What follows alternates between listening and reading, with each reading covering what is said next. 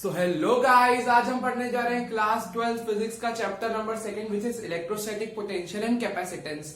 ठीक है, अब चैप्टर की शुरुआत हम करने जा रहे हैं। ठीक है, सबसे पहले अब चैप्टर अपन कुछ पार्ट्स में अपलोड करेंगे। ठीक है, अच्छे से पढ़ेंगे डिटेल में। ठीक है, शुरू करते हैं। सबसे पहला टॉपिक जो चैप्टर में आता है हमारे पास होता है इलेक्ट्रोस्टैटिक पोटेंशियल एनर्जी।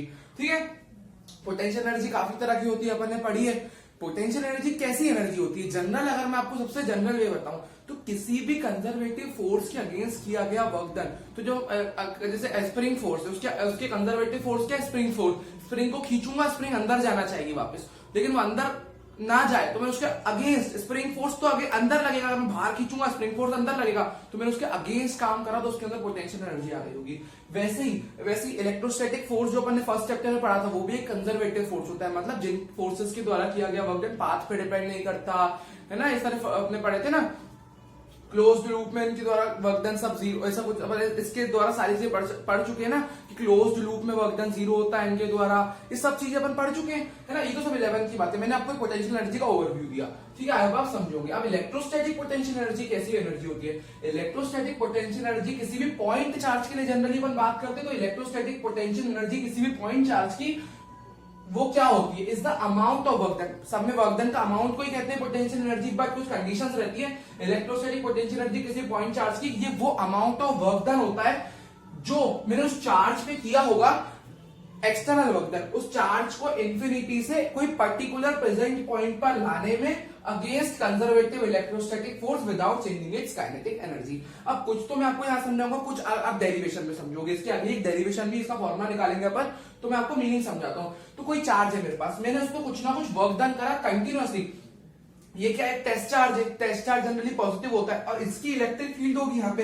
तो मैं क्या चाहता हूँ, इसको अगेंस्ट इलेक्ट्रोस्टैटिक फोर्स, तो उसको कंटिन्यूअसली यहाँ धक्का दे रहा होगा, दूर जा मेरे पास मत, क्योंकि दोनों पॉजिटिव है, ये भी पॉजिटिव, दोनों सेम नेचर के चार्ज लेने अपने को। ठीक है, तभी तो पोटेंशियल एनर्जी स्टोर होगी। देखो, जब तक अपन अगेंस्ट काम नहीं करो ना, तब तक पोटेंशियल एनर्जी स्टोर नहीं होती। कंटिन्यूअसली धक्का दे रहा है उसको, और मैं उसको जबरदस्ती उठा के उसके पास ही लेके आ रहा हूँ एक्सटर्नल वर्क डन की मदद से।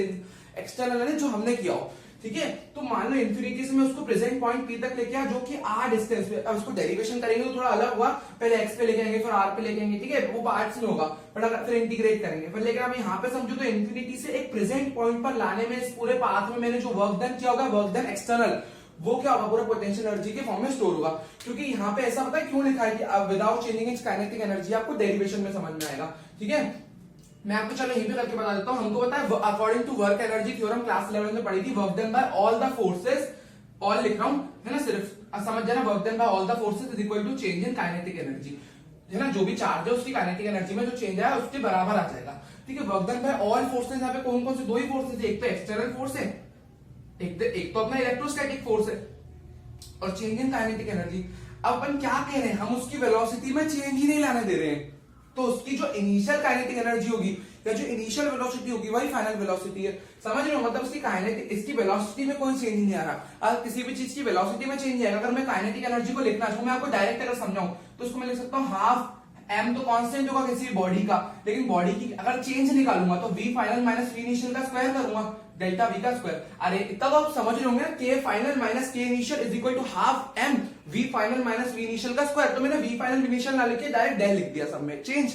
ठीक है, ये चीज तो चेंज नहीं हो सकती ना, तो चेंज के हिसाब से काइनेटिक एनर्जी का फॉर्मूला ऐसा बनेगा। सिंपल समझो। ठीक है, अब सिंपल अगर आप समझाऊंगा आपको तो क्या होगा? मैंने बोला वेलोसिटी चेंज नहीं होगी, तो अगर वेलोसिटी चेंज नहीं होगी तो delta we, change in velocity, zero होगा, क्योंकि चेंज ही नहीं हो रही, तो ये पूरी क्वांटिटी जीरो हो जाएगी। तो हम कहेंगे काइनेटिक डेल के भी जीरो हो जाएगा। तो अगर ये भी जीरो हो गया, अगर ये वैल्यू जीरो हो गई, ठीक है, ये वैल्यू जीरो हो गई, तो मेरे पास वर्क एक्सटर्नल आ जाएगा माइनस का work done by electrostatic force. दोनों ही एक दूसरे के नेगेटिव होते हैं, है ना। दोनों ही एक दूसरे के क्या होते हैं? नेगेटिव होते हैं। तो आपको ये चीज याद रखनी है, दोनों ही क्या होते हैं? हमारे पास एक दूसरे के नेगेटिव होते हैं।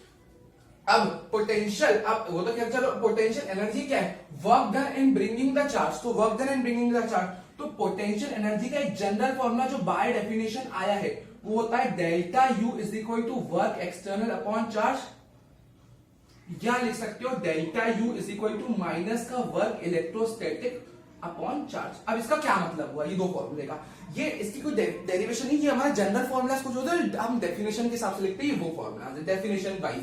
ठीक है, अब क्या बोला? इलेक्ट्रोस्टैटिक पोटेंशियल एनर्जी किसी पॉइंट चार्ज की अमाउंट ऑफ वर्क डन होता है in bringing the point charge from infinity to that particular point. तो वर्क डन कितना करना पड़ा पर उस चार्ज पे, ये चार्ज कौन सा जिसको अपन लेके आ रहे हैं, तो ये Q2 समझ लो आप नीचे है ना जिसको लेके आ रहे हैं, तो वर्क कितना करना पड़ा उस चार्ज को मुझे लाने में, तो ये वर्क डिवाइडेड बाय चार्ज का रेशियो ही पोटेंशियल एनर्जी में चेंज होता है। और हमको पता है दोनों वर्क डन एक दूसरे के नेगेटिव होते हैं, तो अगर एक्सटर्नल लिखोगे तो पॉजिटिव आएगा, इलेक्ट्रोस्टैटिक फोर्स के द्वारा वर्क डन लिखोगे, इलेक्ट्रोस्टैटिक फोर्स भी तो हमें कंटिन्यूअसली काम कर रहा होगा, उसके द्वारा वर्क डन लिखोगे तो माइनस आ जाएगा क्योंकि दोनों एक दूसरे के नेगेटिव है। ये पूरा अपना डेरिवेशन में काम आएगा, नोट कर लीजिए। ये था मीनिंग और बेसिक चीजें। अब बढ़ते हैं डेरिवेशन की तरफ। मीनिंग समझ गए ना, डेरिवेशन आसान लगेगी इसलिए थोड़ा टाइम दिया, ठीक है। अब जो नीचे चीजें लिखी रिजल्ट याद रखना है, डेल्टा के जीरो ले लिया, दोनों वर्क डन एक दूसरे के नेगेटिव आ गए, ये जो दो चीजें मैंने आपको बताई ना, डेल के जीरो और दोनों वर्क डन नेगेटिव एक दूसरे को, डेल्टा यू के दो फॉर्मूले एक बार नोट कर लीजिए नीचे वाले रिजल्ट। अब इनको याद रखना है, ठीक है। ये डेरिवेशन में मैं आपको डायरेक्ट अप्लाई करूंगा कि मैंने आपको समझा दिया, ठीक है, समझते चलो बढ़िया। अब देखो, अब मैंने बोला ना अपन पार्ट्स में पहले उसको, अब देखो मान लो इसका ही फॉर्मूला निकालना है इलेक्ट्रोस्टैटिक पोटेंशियल एनर्जी का। डेरिवेशन थोड़ी अलग है, जैसे 11th क्लास में ग्रेविटेशन में करी थी वैसी है, तो थोड़ा दिमाग ध्यान से सुनना एकदम, ठीक है, ठीक है। अब जैसे मेरे पास यहाँ पे एक हमारा Q1 चार्ज है जिसके इन्फ्लुएंस में मैं दूसरे चार्ज को लेके आऊंगा, और यहाँ पे मान लो ये Q2 चार्ज की ये इन्फिनिटी है ना, कोई हमको नहीं पता कौन सी डिस्टेंस है, यहां से मैंने Q2 चार्ज इन्फिनिटी पे था जिसको उठा के पहले तो मैं x डिस्टेंस पे लेके आया, ये मान लो इससे एक जनरल कोई x दूरी है, ठीक है, कोई थोड़े और पेन से करते हैं, ये एक जनरल x दूरी है, ठीक है। अब फाइनल लेकिन मेरा क्या टारगेट है, मैं चाहता हूं कि मेरा ये Q2 यहाँ पे फाइनल r दूरी पे आ जाए, ये मैं चाहता हूं मेरा फाइनल r दूरी पे आ जाए, तो मैं इंटीग्रेट करके निकालूंगा ये सारी चीजें। अब इतना पाथ पूरा समझ के कैसे हम चार्ज को लेके आने वाले हैं देख लो एक बार। अब मेरी बात एकदम कान खोल के सुनना, ठीक है, पूरे डेरिवेशन उससे आपको समझ में आएगी। इसको मैं लेके आ रहा हूं, मैं क्या कंटिन्यूअसली इलेक्ट्रोस्टैटिक फोर्स के अगेंस्ट वर्क डन कर रहा हूं, और हमको पता है एक हमने जो पढ़ा था 11th क्लास में, एक फॉर्मूला ये भी याद रखना कि work done by conservative force क्या होता है, जो मैंने बताया इलेक्ट्रोस्टैटिक फोर्स भी कंजर्वेटिव है, तो माइनस का डेल्टा ही होता है, ये सब 11th के फॉर्मूले इसलिए मैं डायरेक्ट लिख रहा हूं, ठीक है जी। अब ये होता है, ठीक है, ये फॉर्मूला होता है, ठीक है, 11th का फॉर्मूला, ये आप उसको याद रखो, ठीक है, इसको समझो, ये फॉर्मूला जो होता है, ये फॉर्मूला यहाँ पे यूज होगा। अब work done by conservative force जो होता है वो हमेशा माइनस का डेल्टा ही होता है, तो अगर यहाँ पे इलेक्ट्रोस्टैटिक फोर्स के द्वारा मैं मतलब ऐसा समझो ना, कंटिन्यूअसली इसमें इस वाले का फोर्स काम कर रहा होगा, चार्ज को मैं इलेक्ट्रोस्टैटिक फोर्स के अगेंस्ट लेके आ रहा हूँ, धक्का दे रहा है, मैं उसको अगेंस्ट वापस उसके पास ही लेके आ रहा हूँ, दोनों सेम नेचर के फिर भी, तो उसमें पोटेंशियल एनर्जी स्टोर होगी, तो मेरे को क्या करना है, पोटेंशियल एनर्जी निकालनी है। लेकिन पता है वर्क डन पोटेंशियल एनर्जी भाई अभी मैंने समझाया वर्क डन है ना, तो अब मैं पहले वर्क डन निकाल लूंगा, फिर पोटेंशियल एनर्जी, फिर उससे निकाल सकती हूँ, तो पहले वर्क डन निकाल लेते हैं। इसको यहां से आने में कितना काम करना पड़ा भाई, और अगर मैं वर्क डन बाय एक्सटर्नल निकालूं तो क्या आता है, वो पॉजिटिव होता है, इलेक्ट्रोस्टैटिक, मतलब चलो आपको समझ में आएगा, पहले मैं आपको करके बताता हूँ। यहाँ पे जैसे जैसे मैं इसको पास लेके आऊंगा, इस पे कंटिन्यूअसली एक वेरिएबल इलेक्ट्रोस्टैटिक फोर्स लगी होगी भाई, मैं उसको जैसे जैसे पास लेके आऊंगा तो ज्यादा ताकत से धक्का देगा भाई, दूर से अगर यहाँ तक लेके आया मान लो, तो ये उसको कंटिन्यूअसली धक्का तो देगा, लेकिन यहाँ पे इतना ज्यादा धक्का नहीं देगा। जैसे जैसे पास लेके आऊंगा डर जाएगा कि यार ये तो मेरे पास आ रहा है, तो ज्यादा धक्का देगा और ज्यादा धक्का देगा, समझ लो, पास आएगा तो इलेक्ट्रोस्टैटिक फोर्स बढ़ेगी ना। हमें फोर्स क्या होता है, Q1 Q2 by r square, तो जैसे जैसे r कम होगा, डिस्टेंस कम होगी दोनों के बीच की, फोर्स बढ़ेगा कि नहीं बढ़ेगा, एक्सपोनेंशियली बढ़ेगा, r स्क्वायर है नीचे, ये सब फर्स्ट चैप्टर की बातें हैं, ठीक है, इसी अपन ने जो 12th में पढ़ा है। तो कंटिन्यूअसली पास आएगा, ज्यादा फोर्स लगेगा ना, तो वेरिएबल है भाई, हमारा जो फोर्स है वो डिस्टेंस पे डिपेंडेंट है, तो लेकिन कंटिन्यूअसली, और मान लो ऐसा, दूसरी बात, एक तो ये हो गई work done by electrostatic force, हम वो निकालने वाले, और वेरिएबल है तो इंटीग्रेट करेंगे। दूसरी बात, छोटे छोटे मान लो मैं इसको dx के पार्ट में लेके आ रहा हूँ, ठीक है, और ऑब्वियसली बात है यार, अगर आप समझो तो मैं यहाँ पे क्या करने वाला हूँ, total work done by electrostatic force निकालने वाला हूँ, जो छोटे छोटे work done by electrostatic force का इंटीग्रेशन होगा। क्यों? क्योंकि कंटिन्यूअसली वेरिएबल काम कर रहा है, और वेरिएबल चीजों को निकालने के लिए इंटीग्रेट करते हैं अपन, 11 से पढ़ा है अपन ने। अब ये वर्क डन क्या होगा, अब वर्क डन होता है फोर्स इनटू डिस्प्लेसमेंट, छोटा वर्क डन है तो छोटा डिस्प्लेसमेंट, याद रखना ये हमारा टोटल आएगा इसको इंटीग्रेट करने में, क्योंकि ये वेरिएबल है ना, जब तो मैंने आप बोलोगे एक्सटर्नल का वर्क डन बाय एक्सटर्नल को क्यों नहीं लिया, क्योंकि भाई उसका यहाँ पे काम नहीं है, हमको जो कंटिन्यूअसली वेरिंग, अब यहाँ पे देखो डेरिवेशन में आपको थोड़ी चीजें दिमाग में भी रखनी पड़ेगी कि मुझे यहाँ पे इलेक्ट्रोस्टैटिक लेना, और मैं रीजन दे रहा हूँ ना मैं आपको कि भाई वो कंटिन्यूअसली वेरिएबल होगा तो उसको इंटीग्रेट करेंगे, ठीक है जी। अब आपको करोगे इसको इंटीग्रेट, ठीक है, जब मैंने इलेक्ट्रोस्टैटिक लिया f डॉट dx है ना, अब इलेक्ट्रोस्टैटिक का वर्क डन है तो फोर्स भी इलेक्ट्रोस्टैटिक होगा। अब आप dx हमेशा ये नहीं कहोगे, ऐसा कर सकते हो कि ऐसा नहीं कह सकते कि भाई dx जो है आपके इलेक्ट्रोस्टैटिक फोर्स ने डिस्प्लेसमेंट करी होगी, क्योंकि ये खुद से कभी खुद के फोर्स से डिस्प्लेसमेंट क्यों कराएगा, ये तो कंटिन्यूअसली उसको धक्का देगा ना, ये थोड़ी ना डिस्प्लेसमेंट कराएगा। डिस्प्लेसमेंट तो हमको जबरदस्ती करवानी पड़ेगी, इसके पास ही खुद को नहीं ना बुलाएगा, खुद के फोर्स से हमको करानी पड़ेगी, तो dx हमारे एक्सटर्नल फोर्स से होगी। मतलब समझ रहे हो, ये इलेक्ट्रोस्टैटिक फोर्स अलग है और डिस्प्लेसमेंट जो है हमारे वर्कडन के द्वारा है। तो आप कह सकते हो कि ये आपको दिमाग में रखना है, इतना कुछ लिखना नहीं है, ये आप दिमाग में अपने हिसाब से प्रेजेंट करके आ जाना, बट इतना जो मैं बोल रहा हूँ इतना भी मत लिखना, बस मैं आपको पर्सपेक्टिव आपके दिमाग में ना चले कि मैंने डीएक्स ये क्यों लिया, फोर्स वर्कडन यही वाला क्यों लिया, तो मैं आपको पर्सपेक्टिव के लिए सब बता रहा हूँ, ठीक है। तो आप समझ सकते हो ना, डीएक्स ऑब्वियसली यार वो खुद से तो कभी डीएक्स अपने पास बुलाएगा नहीं ना, तो डीएक्स करवाने के लिए तो मुझे एक्सटर्नल वर्कडन की जरूरत पड़ेगी उसके पास ले जाने के लिए। तो समझ सकते हो डीएक्स कोई दूसरे उसका है ना, दूसरे फोर्स का है, ये फोर्स बाय एक्सटर्नल, मैंने एक्सटर्नल फोर्स के द्वारा डीएक्स करा है। तो आप लिख सकते हो, खैर वो किसका भी हो वो तो आपको बस दिमाग में रखना है, लेकिन हाँ समझ लो ये आपको पर्सपेक्टिव समझ सकते हो आप, ठीक है, क्योंकि डीएक्स ऑब्वियसली कॉमन सेंस से खुद तो अपने पास बुलाएगा नहीं, ठीक है। फोर्स बाय इलेक्ट्रोस्टैटिक क्या होता है कि Q1 Q2 by r square, देखो दोनों चार्ज Q1 और Q2 है ना, और दोनों के बीच की दूरी तो मैंने बोला पहले मैं x पे लेके आऊं, x कोई जनरल आर्बिट्री डिस्टेंस है, फिर मैं इंटीग्रेट में लिमिट डालूंगा, मैं इंफिनिटी से r तक लेके आऊं तो मेरा फाइनल आंसर फिर आएगा। फाइनल तो मैं उसको r तक लेके आना चाहता हूं, फाइनल तो r तक लेके आना चाहता हूं, अभी तो एक आर्बिट्री डिस्टेंस लूंगा जिसमें मैं लिमिट डाल पाऊं, ठीक है। चलो अगर मैं यहां से k Q1 Q2 को कॉमन ले लूं, भाई चार्ज का मैग्नीट्यूड सेम है, k भी कांस्टेंट ही रहता है ना, सब फर्स्ट चैप्टर में पढ़ा है, 1 बाय एक्स स्क्वायर और इंफिनिटी से r तक की लिमिट लगी हुई है, राइट।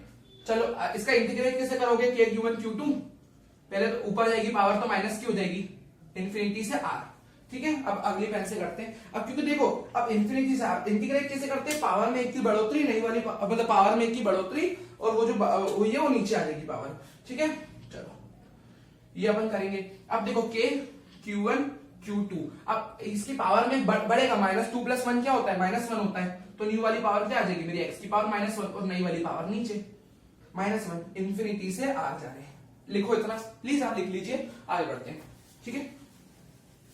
अब देखो अब समझ रहे हो मैंने क्या करा, अब ये वाले नीचे वाले माइनस को मैं बाहर दे सकता हूं, माइनस का k Q1 Q2 वो तो भाई कांस्टेंट वैल्यू है ना, -1 मैंने बाहर दे दी, इंटीग्रेट x की पावर -1 को मैं 1/x लिख सकता हूं इंफिनिटी से r, बस हो गया क्वेश्चन, मतलब ये हो गया डेरिवेशन k Q1 Q2, नहीं अभी मतलब हल्का सा बचा है बस, और 1/x लिमिट, अरे इंटीग्रेट तो हो गया ना, तुम्हें इंटीग्रेट का सिंबल हटाओ ना भाई, इंटीग्रेट हो तो गया, पावर में एक की बढ़ोतरी, नई वाली पावर नीचे, लिमिट इंफिनिटी से r, देखो इंटीग्रेट कंप्लीट हो गया, तो इंटीग्रल का साइन क्यों लगा रहा हूं मैं, समझ रहे हो, तो ये फंडा काम है, ये अपना इंफिनिटी से r, ठीक है। अब देखो final limit 1/r, initial limit 1/इंफिनिटी, ये 0 होता है 1/इंफिनिटी, माइनस का k Q1 Q2 by r, ये मेरा work done by electrostatic force है, भूलना मत अपन एलएचएस में क्या लेके चल रहे थे, ठीक है जी। ये अब लेकिन आप तो बोलोगे हमको पोटेंशियल एनर्जी निकालनी, तो पहले इतना नोट करो, पोटेंशियल एनर्जी मैंने बोला था ना वर्क डन पोटेंशियल एनर्जी भाई एक साथ निकलेगा, फिगर देख लो है ना। अब मैं निकालता हूं, देखो अब अपन ने पढ़ा ये फॉर्मूला काम आएगा ऊपर वाला, work done by electrostatic force is nothing but work done bye a conservative force, है ना भाई। अगर देखो अब यहीं पे आप निकालना चाहते हैं work done by external force, तो उसी का ही पॉजिटिव आ जाता है, यहाँ पे माइनस हट जाता है, वर्क डन बाय एक्सटर्नल, दोनों एक दूसरे के नेगेटिव होते हैं।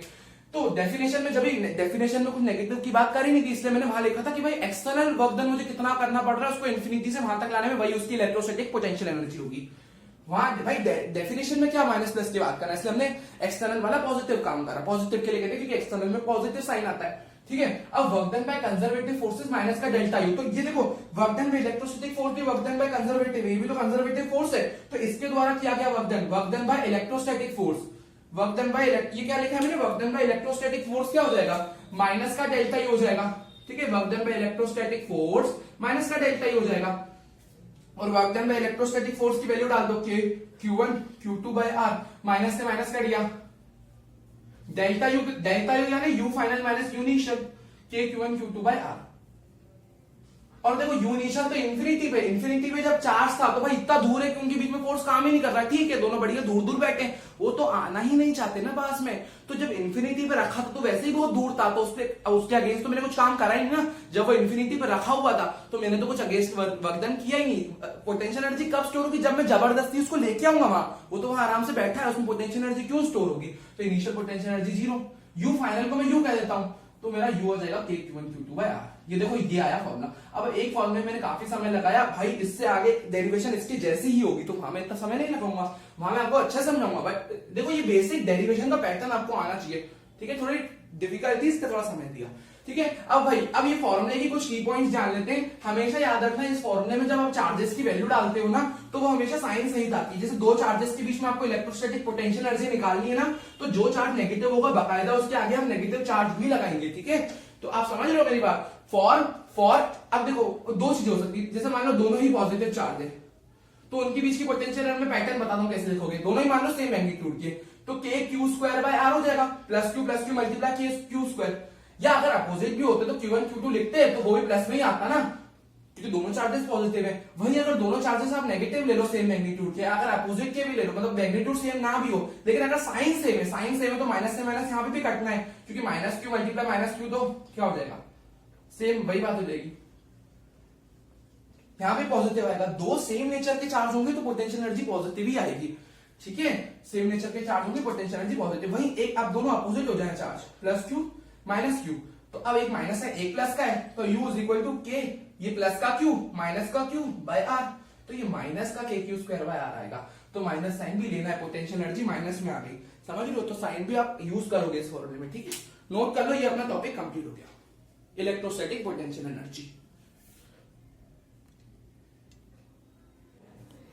ओके सो वैसे तो ये अपना टॉपिक कंप्लीट हो गया पोटेंशियल एनर्जी वाला, बस एक दो छोटी मोटी बातें बची वो कर लेते हैं। हाँ उससे पहले सॉरी एक चीज के लिए, एक अपने मिस्टेक हो गई, जो मैंने पोटेंशियल लिखा था, वो पोटेंशियल एनर्जी को वर्क अपॉन चार्ज लिखा था ना, और फिर मैंने वर्क एक्सटर्नल पॉजिटिव लिखा था, इलेक्ट्रोस्टैटिक नेगेटिव, तो वो तो सही है भाई, दोनों एक दूसरे के नेगेटिव होते हैं, दोनों वर्क डन। लेकिन जो मैंने पोटेंशियल एनर्जी का फॉर्मूला वर्क अपॉन चार्ज लिखा था ना, वो पोटेंशियल एनर्जी के लिए नहीं होता, पोटेंशियल के लिए होता है वर्क अपॉन चार्ज। बस अब उतना वो पार्ट उसको भूल जाओ जो मैंने वर्क अपॉन चार्ज करा था। बाकी वो बात पूरी सही है कि भाई दोनों वर्क डन एक दूसरे के नेगेटिव होते हैं, एक दूसरे के अपोजिट साइन वाले होते हैं, लेकिन जो बस वो फॉर्मूला था ना पैटर्न वर्क अपॉन चार्ज, वो पोटेंशियल के लिए होता है, तो वो अपन आगे पढ़ेंगे, तो बस वहां वो आप भूल जाना, ठीक है। उतना पार्ट सॉरी मेरे से मिस्टेक हुई, ठीक है, समझ जाना।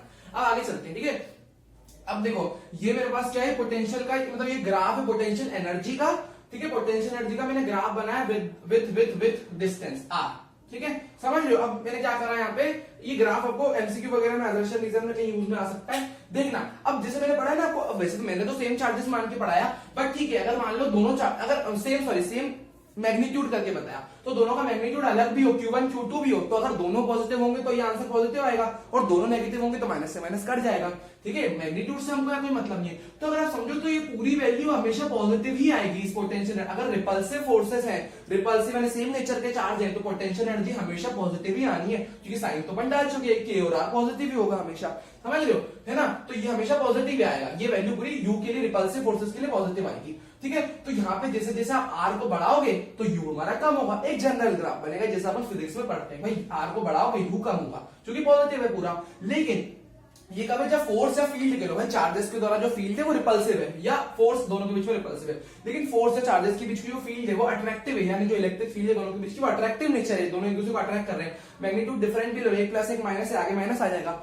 अब ये पूरा आंसर, अब यहाँ पे आप साइन पुट मत करना, अगर ये फॉर्मूला यूज कर रहे हो डायरेक्ट, तो Q1 Q2 को पॉजिटिव डालना, क्योंकि साइन आप ऑलरेडी ले चुके हो, वैसे समझ जाओ ना, क्योंकि अब ये आंसर हमेशा नेगेटिव ही आएगा अगर अट्रैक्टिव फोर्स है। तो अब क्या समझ रहे हो आप, जैसे जैसे आप अब ये वाला ग्राफ मेरे हाथ को देखना, ऐसे चल रहा था, मतलब ऊपर से नीचे आ रहा हूं मैं, आर को बढ़ाऊंगा तो यू कम होगा, ठीक है। यहाँ पे ये ग्राफ ऐसे चल रहा है कि जैसे जैसे आप आर को बढ़ाओगे ना, यू आपका कम होगा नेगेटिव में।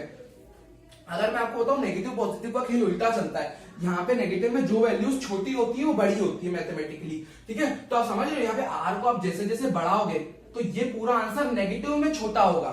नेगेटिव में छोटा होना यानी बड़ा होना होता है, तो ये आंसर अगर नेगेटिव में छोटा होगा, अगर आप आर को बढ़ाओगे नेगेटिव में छोटा, तो यू आपका बड़ा होगा, वो भी नेगेटिव में। तो आप जैसे जैसे आर को कम करोगे तो पोटेंशियल एनर्जी, सॉरी जैसे जैसे आर को बढ़ाओगे, है ना, ऐसे चल रहा है ना ग्राफ, तो वैसे वैसे आपकी पोटेंशियल एनर्जी बढ़ेगी।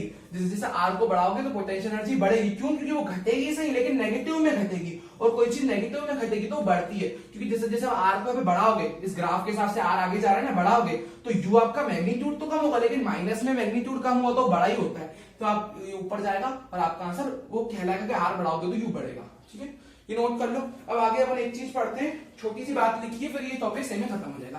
Potential energy for system of charges. Shapes में वो शेप्स है ना अपने पास, जनरल शेप कैसे आते हैं, ट्रायंगल और स्क्वायर आते हैं, तो अपन उन दोनों को डिस्कस कर लेते हैं, बाकी आप क्वेश्चन प्रैक्टिस जब करेंगे समझते जाएंगे।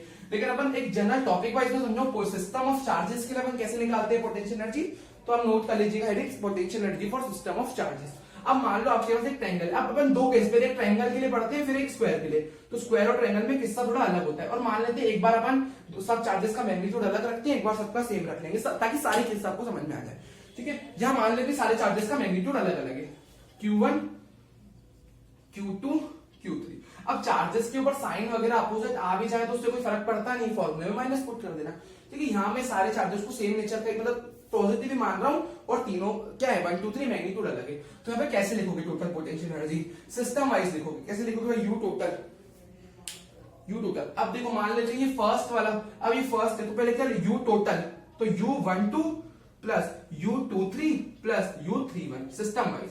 भाई इन दोनों के बीच की पोटेंशियल एनर्जी हमेशा दो चार्जेस की निकलती है, इन दोनों के बीच की पोटेंशियल एनर्जी, इन दोनों के बीच की पोटेंशियल एनर्जी प्लस इन दोनों के बीच की पोटेंशियल एनर्जी। सिंपल, सम कर दो के Q1 Q2 बाय। अब जो अगर चार्जेस के पास साइन भी होंगे नेगेटिव वगैरह तो फॉर्मूले में पुट कर देना।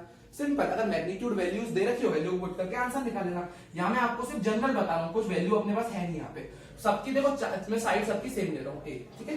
चलो आर कहते हैं, सबको आप आर समझ लो, सबकी मैंने अभी साइड सेम ले ली which is equal to R, ठीक है। आर सबकी साइड सेम ही इक्विलेटरल एंगल अभी ले रहे हैं, है ना भाई। फिर वो जो भी आपको क्वेश्चन में कंडीशन वैसे जनरल तो साइड अपन इक्वल कह सकते हैं, मतलब ये मान लेते हैं इक्वल साइड वाला है के Q1 Q2 के बाद Q2 Q3 इनके बीच की डिस्टेंस आर प्लस के Q3 Q1 बाय आर।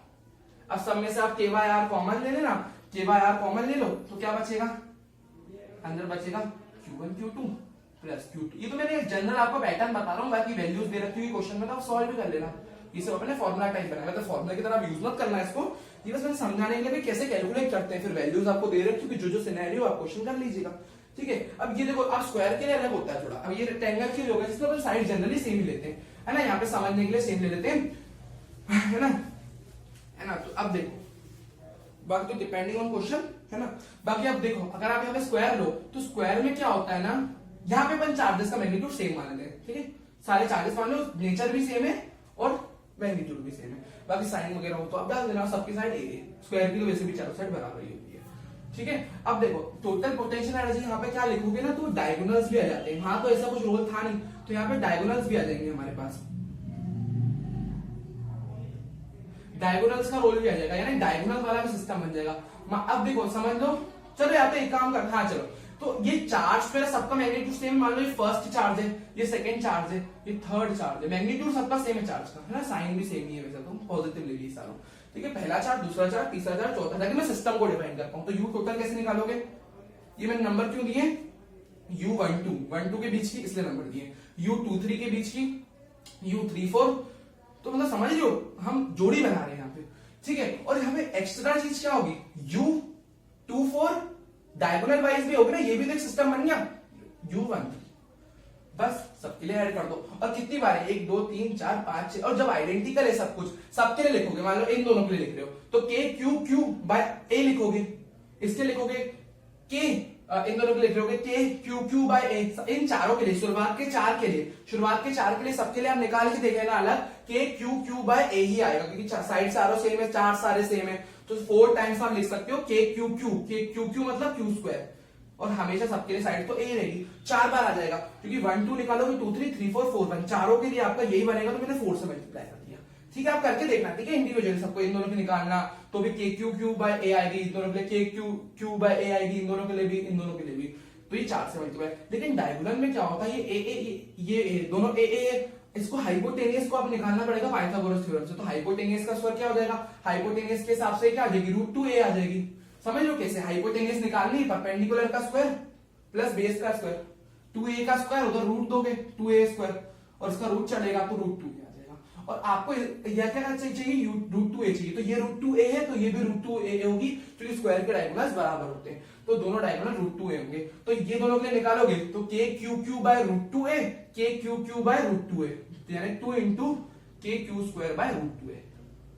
यहाँ पे डिस्टेंस चेंज होगी ना, देखो नीचे की, तो समझ लो भाई, सॉल्व कर लो, 4 के Q square by a plus इसको √2 इंटू √2 लिख सकते हो, 1 √2 से 1 √2 कट जाएगा, तो √2 के क्यू स्क्वायर बाय a, ठीक है। के क्यू स्क्वायर बाय a को अगर आप कॉमन ले लो तो 4 प्लस √2 अंदर आ जाएगा, ये अपना आंसर आ गया, ठीक है।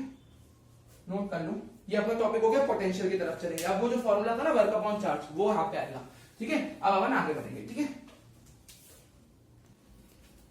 ओके, सो आगे बढ़ते हैं। अब पोटेंशियल एनर्जी पढ़ ली, इलेक्ट्रोस्टैटिक पोटेंशियल एनर्जी, अब इलेक्ट्रोस्टैटिक पोटेंशियल डिफरेंस पढ़ेंगे, डेल्टा वी, ठीक है। अब जैसे हम कहते थे ना कि work done in taking a charge from infinity to a particular point, वो सारी बातें करिए अपन यहाँ पे, लेकिन इसमें हल्का सा डिफरेंस होगा, डेफिनेशन थोड़ी कंफ्यूजिंग है, दोनों थोड़ी सेम लगेगी आपको, बट फिर भी मैं आपको अंतर समझाता हूँ, ठीक है। देखो the potential difference between 2 points in an electric field. अब इलेक्ट्रिक फील्ड किसके लिए होगा, चाहे वो वाला केस देख लो पोटेंशियल एनर्जी वाला, चाहे ये भाई इसको तो बस हम लेके जा रहे हैं ना, ये तो छोटा सा चार्ज है, इसकी हम थोड़ी मान रहे हैं यहाँ पे इलेक्ट्रिक फील्ड प्रोड्यूस ये भी कर रहा होगा, बट हम सिर्फ इसकी मान रहे हैं जो यहाँ पे बड़ा चार्ज मेन रखा है, जिसके इन्फ्लुएंस में हम लेके आ रहे हैं दूसरे चार्ज को, चाहे इलेक्ट्रोस्टैटिक पोटेंशियल एनर्जी चाहे ये वाला केस, हमेशा इलेक्ट्रिक फील्ड इसके इलेक्ट्रिक फील्ड में कंटिन्यूअसली काम कर रही होगी जो उसको धक्का दे रही होगी, वाले केस में भी ये केस में भी, तो अपन इलेक्ट्रिक फील्ड इसकी मान के चल रहे हैं, ठीक है। अब तो जो पोटेंशियल डिफरेंस होता है, पोटेंशियल डिफरेंस है ना, वो निकाले भाई पोटेंशियल का क्या डिफरेंस, पोटेंशियल डिफरेंस बिटवीन दो पॉइंट्स, तो पोटेंशियल डिफरेंस जो होता है ना किसी भी दो पॉइंट्स के बीच में निकाला जाता है, ठीक है। तो देखो द पोटेंशियल डिफरेंस बिटवीन, देखो उसका मतलब क्या होता है, potential difference between two point, दो पॉइंट के बीच में जब पोटेंशियल डिफरेंस डेवलप होता है वो किसके बराबर होता है, इलेक्ट्रिक फील्ड में रखे हैं वो दोनों पॉइंट, है ना, समझो इलेक्ट्रिक फील्ड कंटिन्यूअसली यहाँ पे काम करते हैं, ठीक है। एन इलेक्ट्रिक फील्ड हम कह देते हैं is defined as the amount of work done, है ना। अभी तो आप इसको इन्फिनिटी में मान रहे हो, बट कहीं ना कहीं इसके इलेक्ट्रिक फील्ड का असर हम कह सकते हैं इसमें हो रहा होगा, इन्फिनिटी से हल्का से पास लेके आओ तो उस पर इलेक्ट्रिक फील्ड का असर होगा, है ना, हो सकता है यहाँ पे भी हो रहा हो, ठीक है, कह सकते हो, इसको डिपेंड करता है इसकी इलेक्ट्रिक फील्ड पे, ठीक है। अब है ना, तो पोटेंशियल डिफरेंस किन्हीं भी दो पॉइंट्स के बीच में इलेक्ट्रिक फील्ड में दो पॉइंट मान लो रखे हुए, तो डिफाइन कर सकते हैं कितना अमाउंट ऑफ वर्क डन मुझे करना पड़ेगा in moving a unit positive charge from, इसको यूनिट पॉजिटिव मान लो, है ना भाई, पॉजिटिव यूनिट चार्ज 1 कूलम का positive charge in moving a unit, वहां पे मान सकते हो, ठीक है, in moving a unit positive charge from one point two other, वहां पे इंफिनिटी से मैं एक रिस्पेक्टिव पॉइंट पे लेके आ रहा था, या मैं वन पॉइंट से दूसरे पॉइंट पे लेके आऊंगा, तो ये इनकी मेन डिफरेंस है उनकी डेफिनेशंस में। अब आप बोलोगे यहाँ तो आपने इंफिनिटी दिखाया है तो एक पॉइंट कैसे होगा, अब देखो बात ही होती है पोटेंशियल डिफरेंस डेफिनेशन वाइज ना दो पॉइंट्स के बीच का होता है, ठीक है, लेकिन यहाँ पे टू डू द डेरिवेशन हमने क्या करा है, एक पॉइंट को इन्फिनिटी मान लिया, समझ रहे हो, मतलब वहां फिक्स है कि एक पॉइंट इन्फिनिटी होगा ही होगा, कि एक इन्फिनिटी और एक पॉइंट पोटेंशियल एनर्जी वाले केस में, लेकिन यहाँ पे दो पॉइंट्स के बीच की बात होती है। अब ये हमने हमारे मन से एक पॉइंट को इन्फिनिटी माना है, तो मतलब होगा तो भाई वो भी एक पॉइंट ही ना, इन्फिनिटी वाला पॉइंट, समझ लो, तो ये तो है अभी भी दो पॉइंट के बीच में, लेकिन डेफिनेशन वाइज आप दो पॉइंट लिखोगे ना कि इन्फिनिटी लिखोगे, यहाँ तो हमने एक पॉइंट को इन्फिनिटी माना है तो दोनों पॉइंट ही ना, एक नॉर्मल पॉइंट है इन्फिनिटी वाला पॉइंट, ठीक है, लेकिन है तो ये दोनों पॉइंट, इसको मैंने एक पॉइंट है माना, जनरल दो पॉइंट्स के बीच में होता है, ठीक है, तो यहाँ पे मैंने उनमें से एक पॉइंट इन्फिनिटी मान लिया है, ठीक है। Is defined as the amount of work done, फिर वही बस जो मैं वर्क डन करूंगा इसको इन्फिनिटी से या एक पॉइंट से दूसरे पॉइंट पे ले जाने में इसकी इलेक्ट्रिक फील्ड के इन्फ्लुएंस में जो वर्क डन मैं करूंगा वही दोनों पॉइंट का पोटेंशियल डिफरेंस होता है in moving a unit positive charge from one point two other against electrostatic forces, भाई कंटिन्यूअसली धक्का दे रहा होगा और without changing kinetic energy, same फंडा है, समझ रहे, तो मतलब ये है बस यहाँ पे दो पॉइंट के बीच में, और वो एक इन्फिनिटी और एक पॉइंट के बीच में। यहाँ डेफिनेट डेरिवेशन आप कैसे लिखोगे, दो पॉइंट की बात करोगे, इन्फिनिटी नहीं लिखोगे डेफिनेशन में, वहां डेफिनेशन में आप इन्फिनिटी लिखोगे, एक पॉइंट और एक नॉर्मल कोई पॉइंट, यहाँ पे दोनों पॉइंट ही होंगे, यहाँ हमने डेरिवेशन में बस इन्फिनिटी माना है, ठीक है, तो ये आप नोट कर लीजिए। अब बढ़ते हैं इसके मेन अपन उसकी तरफ, सॉल्व की तरफ, जो भी डेरिवेशन है। अब अगर मैं आपको ध्यान से समझाऊं, इसकी डेरिवेशन लगभग उसके जैसी हल्का सा चेंज है, लेकिन आप थोड़ा अपने डेरिवेशन में आपको बस शुरुआत की स्टेप थोड़ी याद रखना, लेकिन रीजन मैं आपको दे रहा हूं हर चीज का, बस आपको दिमाग में पर्सपेक्टिव सेट हो, इसलिए वहां पे अपन ने शुरुआत करी थी इलेक्ट्रोस्टैटिक फोर्स को इंटीग्रेट करके, इलेक्ट्रोस्टैटिक फोर्स के द्वारा वर्क डन को सॉरी इंटीग्रेट करके, यहाँ पे अपन इंटीग्रेट होता है क्या करेंगे, यहाँ थोड़ी चालाकी करेंगे अपन सॉल्व करने के लिए, और यार इतना तो आप याद रखोगे, लेकिन मैं उसका भी आपको रीजन सबका दूंगा, बट आप सोचोगे कि मैंने वहां ऐसा करा यहाँ ऐसा करा, थोड़ा तो चेंज आएगा डेरिवेशन में, ठीक है, तो आप एक स्टार्ट बस याद रख लेना, तो फिर आप फ्लो में कर ही लोगे आगे, तो आपको अच्छे से प्रैक्टिस करनी पड़ेगी ना, समझ लो आप। तो यहाँ पे सेम फिगर बनेगा, ये प्लस क्यू के रिस्पेक्ट में मैं लेके आ रहा हूँ, इसके इन्फ्लुएंस में मान लो मेरे पास कोई यूनिट पॉजिटिव चार्ज है, इन्फिनिटी से एक पॉइंट मैंने माना है इन्फिनिटी, लेकिन अगर वही मुझे पोटेंशियल किसी एक पॉइंट का डिफाइन कर रहा हूं मान लो, तो ये अलग से पॉइंट, आप बोलोगे पोटेंशियल डिफरेंस तो दो पॉइंट के बीच में होता है, लेकिन पोटेंशियल तो एक पॉइंट का हो सकता है ना, और हमेशा समझ रहे हो आप मेरी बात, पोटेंशियल एनर्जी या पोटेंशियल कभी एक पॉइंट का डिफाइन करना हो तो अपन एक को इन्फिनिटी मान लेते हैं,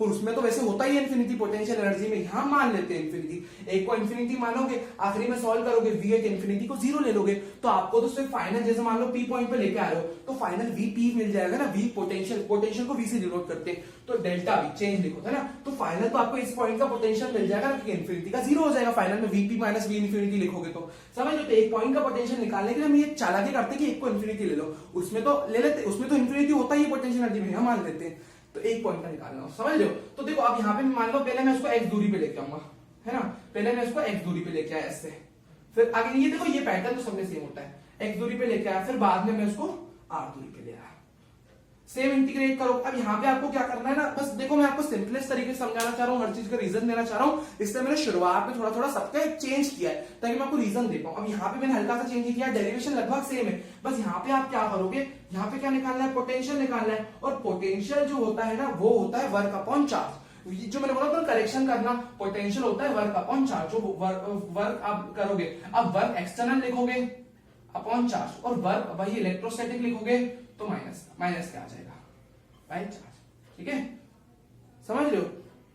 तो वर्क है ना, ऐसे लिखोगे भाई वर्क डन क्या करना पड़ा, इसको यहां से यहां लाने में, ये वही वर्क डन है, एक बार इंफिनिटी से यहां तक लाने में, मतलब जो भी पॉइंट से एक दूसरे पॉइंट से दूसरे, यहाँ पे पॉजिटिव है यहाँ नेगेटिव है, सिंपल फंड है। ठीक है, अब यहाँ पे क्या करोगे, पोटेंशियल होता है वर्क अपॉन चार्ज। चलो निकालते भाई डीवी। अब आपको मान लो टोटल पोटेंशियल चाहिए, डीवी चाहिए, उसको यहां से यहां लाने में टोटल पोटेंशियल का चेंज चाहिए, तो कैसे निकालोगे? ठीक है, सबसे पहले शुरू करते हैं भाई, पोटेंशियल क्या होता है, वर्क अपॉन चार्ज, तो ये वाला फॉर्मूला लगा लेते हैं। तो पहले अपन पोटेंशियल को मैं लिखूंगा वर्क डन बाय, सबसे पहले पता मैं क्या करूंगा, यहाँ पे मैं अपने हिसाब से लिख दूंगा work done by external upon charge. मेरे को क्योंकि डेरिवेशन के लिए माइनस का साइन चाहिए, तो मैं डायरेक्ट क्या करूंगा, मैं क्या करूंगा, पहले इसका लिख दूंगा। अब आप बोलोगे कि पहले इसको क्यों लिखा, क्योंकि अगर मैं direct work done by electrostatic, वहां पे अपने को डायरेक्ट इलेक्ट्रोस्टैटिक वाले की जरूरत थी, इसलिए मैंने डायरेक्ट इलेक्ट्रोस्टैटिक का इंटीग्रेट किया था। वहां आप सोचो कि मैंने माइनस क्यों नहीं लगाया, अरे माइनस तो वो इसके रिस्पेक्ट में है ना, एक्सटर्नल के रिस्पेक्ट में माइनस में, अगर मैं अलग से उसकी बात करूं तो माइनस थोड़ी लगाऊंगा, तो वहां मैंने उसकी अलग से बात करी थी, इलेक्ट्रोस्टैटिक को बस इंटीग्रेट कर दिया अलग से, उसका एक्सटर्नल से कोई लेना देना है ही नहीं जो मैं माइनस लगाऊं। यहाँ पे दोनों आपस में एक दूसरे के नेगेटिव वो होता है। ठीक है, ओके, सो आगे करते हैं। अब अगर आपको टोटल चेंज इन पोटेंशियल निकालना हो तो कैसे निकालोगे? टोटल चेंज इन पोटेंशियल क्या होगा भाई, डीपी माइनस वी इंफिनिटी, ये तो होगा total change in potential. Final potential जो यहाँ क्या होगा, इनिशियल तो इंफिनिटी का पोटेंशियल था, तो आप क्या करो, अब क्या करोगे, पहले आप, अगर मैं देखो डायरेक्ट यहाँ पे इलेक्ट्रोस्टैटिक का इंटीग्रेट करूँ ना, इलेक्ट्रोस्टैटिक का अगर मैं डायरेक्ट, अगर मुझे पता है यहाँ पे क्या चाहिए, सीधी बात बताऊं, तो मैं पहले वर्क एक्सटर्नल बाय क्यू लिखना चाहता हूँ। ठीक है, तो मैं पहले लिख दूंगा भाई टोटल चेंज इन, मेरे को कैसे मिलेगा, अगर मैं टोटल चेंज इन पोटेंशियल एक तो लिख लूं, मैं वर्क डन बाय एक्सटर्नल का इंटीग्रेशन कर दूं डिवाइडेड बाय चार्ज, जिस चार्ज को मैं लेके आ रहा हूं ऐसे कर दूं। अब पहले एक स्टेप ही करके बताना कि भाई इसको इंटीग्रेट कर सकते हैं, कि भाई एक्सटर्नल को मैंने इंटीग्रेट कर दिया, अब दिमाग में रख लूंगा पहले मैं एक्सटर्नल को इंटीग्रेट करूंगा। ठीक है, देखा जाए तो एक्सटर्नल को आप इंटीग्रेट कर सकते हो, बट मुझे माइनस की भी जरूरत है, और अगर मैं डायरेक्ट ना यहाँ पे वर्क डन बाय इलेक्ट्रोस्टैटिक लिखता और माइनस के साथ लिखता, तो आप बोलते कि वहां पे मैंने direct work done by electrostatic use किया, तो वहां तो मैंने माइनस लगाया नहीं था, यहाँ पे मैंने डायरेक्ट यूज करने में माइनस कैसे लगाया, माइनस दोनों के रिलेटिव टर्म है, समझ रहे हो, और वहां मुझे जरूरत डायरेक्ट इलेक्ट्रोस्टैटिक थी, एक्सटर्नल का कोई लेना देना था ही नहीं, तो वहां मैंने डायरेक्ट इलेक्ट्रोस्टैटिक लगा दिया, तो वहां पे माइनस की कोई जरूरत नहीं है। लेकिन माइनस मुझे चाहिए, और माइनस में डायरेक्ट लिख नहीं सकता, मुझे एक स्टेप करके दिखानी पड़ेगी, मैं वर्क डन बाय एक्सटर्नल को इंटीग्रेट कर दूं, और वर्क डन बाय एक्सटर्नल क्या होता है, माइनस का work done by electrostatic force, तो अब इसकी जगह तो मैं माइनस में लिख सकता हूं, तो ये मैंने चालाकी करी। तो ये अब वही इंफिनिटी में कुछ पोटेंशियल तो मानते, इंफिनिटी पे अपन जीरो ही मान के, पोटेंशियल एनर्जी और पोटेंशियल दोनों, तो ये हो जाएगा सिर्फ वीपी। तो मेरे को फाइनल पोटेंशियल देखो एक पॉइंट के लिए ऐसे निकाला जाता है, तो इंटीग्रेट करोगे, अब वर्क एक्सटर्नल की जगह माइनस का वर्क डन बाय इलेक्ट्रोस्टैटिक तो लिख सकता हूं, तो मैंने चालाकी करी माइनस लाने के लिए, कि मैंने पहले वो लिख दिया, फिर इसकी जगह तो माइनस में लिख सकता हूं, दोनों एक दूसरे के नेगेटिव, जो है वर्क डन बाय एक्सटर्नल क्या होता है, माइनस का वर्क डन, तो भाई दोनों एक दूसरे के तो नेगेटिव होते हैं, समझ लो। बस अब नॉर्मल सॉल्व करना है मैथ से, अब तो माइनस को बाहर ले लो। ठीक है, एक काम करो ना, हाँ चलो माइनस को बाहर ले लो, अंदर बचेगा work done by electrostatic force, again reason यहाँ पे सेम होगा, फोर्स इलेक्ट्रोस्टैटिक डॉट डीएक्स, यार ये तो पूरा पहले जैसा हो गया।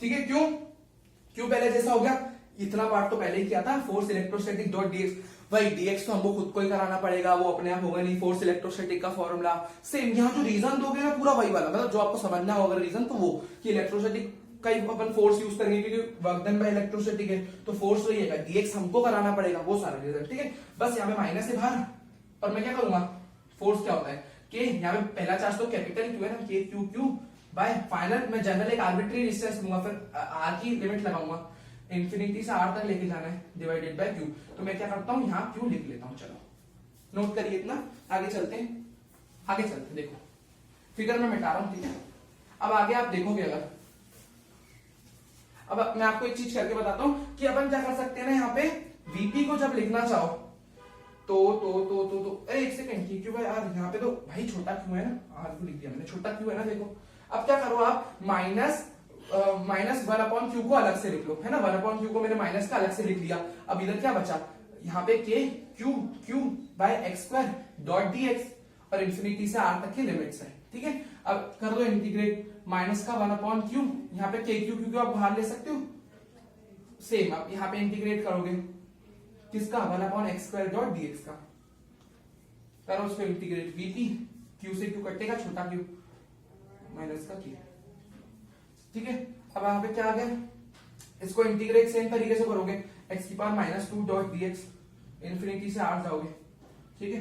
वीपी पावर में एक की बढ़ोतरी, नहीं वाली पावर नीचे, इंटीग्रेट कैसे करोगे, ऐसे ही करोगे, पावर में एक प्लस करोगे -1 इन्फिनिटी से आर, ठीक है। वीपी क्या आ जाएगा, माइनस का क्यू, और ये वाला माइनस भी आप बाहर ले लोगे तो माइनस माइनस प्लस हो जाएगा, नीचे वाला माइनस, और x⁻1 आ गया 1/x इन्फिनिटी से आर। नोट कर लिए इतना, ठीक है। ऊपर कर देता हूं, देखो वीपी क्या हो जाएगा मेरे पास, वीपी मेरे पास आ जाएगा प्लस के क्यू, ठीक है जी, और फाइनल लिमिट क्या है 1/r माइनस 1/इन्फिनिटी, 1/इन्फिनिटी अगेन 0 हो गया, तो वीपी मेरे पास आ गया प्लस के क्यू, है ना, के क्यू बाय आर, प्लस लिखने की जरूरत नहीं है। अब अपन ने ये अपना फाइनल फॉर्मूला आ गया, एक पॉइंट पे पोटेंशियल, जनरल फॉर्मूला पोटेंशियल का आपका आ गया। अब दोनों फॉर्मूले के बीच में आप थोड़ा डिफरेंसेस समझो, पोटेंशियल एनर्जी का और पोटेंशियल का, इतना नोट कर लो, डेरिवेशन हो गई, ठीक है। अब मैं आपको अगर एक चीज करके बताऊं यहाँ पे कि भाई वो वाला जो फॉर्मूला था ना पोटेंशियल एनर्जी का, उसमें अगर आप याद रखो तो दोनों आए थे पोटेंशियल एनर्जी के फॉर्मूले में, Q1 की Q1 के रिस्पेक्ट में लेके आया तो उसके इन्फ्लुएंस में, तो K Q1 Q2 by R, तो उसमें एक जिसके रिस्पेक्ट में और जिसको लेके आया दोनों आए थे।